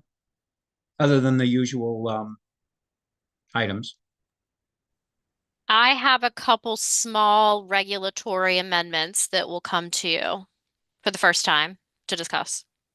Okay. All right, so we'll add those in. I don't think anything's coming back for adoption by April, but let me double check. Okay. I didn't think so either. And the para assessments that we didn't have Yeah. time for today? Yep. Well, I was going to say, you've got us down for 10 minutes for that. We do have 10 minutes left. Do you want I can knock it out for sure. Okay, then let's go ahead and do that. So that way that'll help us. All right, go right ahead. All right. So just wanted, I thought that this group would be interested. So just for a little history, since, for many, many years, since No Child Left Behind, there have been specific employment requirements for paraprofessionals working in Title I schools. And what the federal law says is that in order to serve in that capacity, an individual either has to have a certain amount of education or they can take an assessment of basic skills that is identified by the state in which they're working. So we identified again when this first rolled out, the state board identified what's called the ParaPro assessment, which is a product that is put out by Educational Testing Services and was the only product on the market, national product on the market for many, many, many years until recently, until last year. And they, like they normally do, regenerated the assessment. And when they regenerated the assessment, it became the Para Pathways assessment. They are retiring the ParaPro assessment. So we had a decision to make. So we can no longer continue to recommend that assessment because it is going away. So we took the opportunity to look at the other national assessments on the market, and Pearson Evaluation Services does have two. They are very similar in nature. One of them is just strictly content, basic skills content, and one of them has a small pedagogical component. We have asked the board, and the board did approve the adoption of all three assessments, as well as taking old ParaPro score. Like we're not gonna turn anyone away that has ParaPro scores. And if they've already done this and met the requirement, they're finished. This is not a new requirement. This is for individuals coming into the position moving forward. So moving forward, effective last Tuesday, a paraprofessional working in a Title I school can either meet the educational requirements outlined in federal regulation, or they can take they can submit passing scores for the ParaPro, the para pathways, and then the two, I don't recall the names of them off the top of my head, apologies, the two Pearson products. So giving them as much flexibility as possible in the event that we are lucky enough to recruit a paraprofessional from another state who has already taken an assessment in that state, or if it's just, whatever works for them as far as convenience and the assessment, taking the assessment and the cost. So that is the entirety of the update. Okay, great. Any questions or comments on that? All right, and so without objection from the board, we will give Kelly the purview to create our April agenda as she sees fit. Any objections to that? All right, seeing none, I want to thank everybody. I don't think I've missed anything. Did I miss anything? Debbie? Missed it. I just my hand up a few times. Would Kelly, be able to get the slides from the grant, the diversity grant info? Absolutely. Absolutely. It was a great presentation. There was just a lot of information. Yes. I stopped taking notes so I could listen because I couldn't do both with such dense content. So thank you. That'd be great. I have them. I'll send them out momentarily. Thanks. All right. And Debbie, I apologize for not seeing your hand up. Anybody else? Did I miss anybody else? All right. It's a Brady Bunch meeting. All right. Thank you all for a productive meeting and great conversation. This board is always so deliberative with so many different viewpoints. It's such a pleasure to have these meetings. So anyway, thank you all for your input. Kelly, thank you for you and your team for all the information and so forth. All right. Have a wonderful month ahead. Without objection, I will call the meeting to adjournment. Bye, everyone. Thank you for a good meeting. Have a good rest of the week.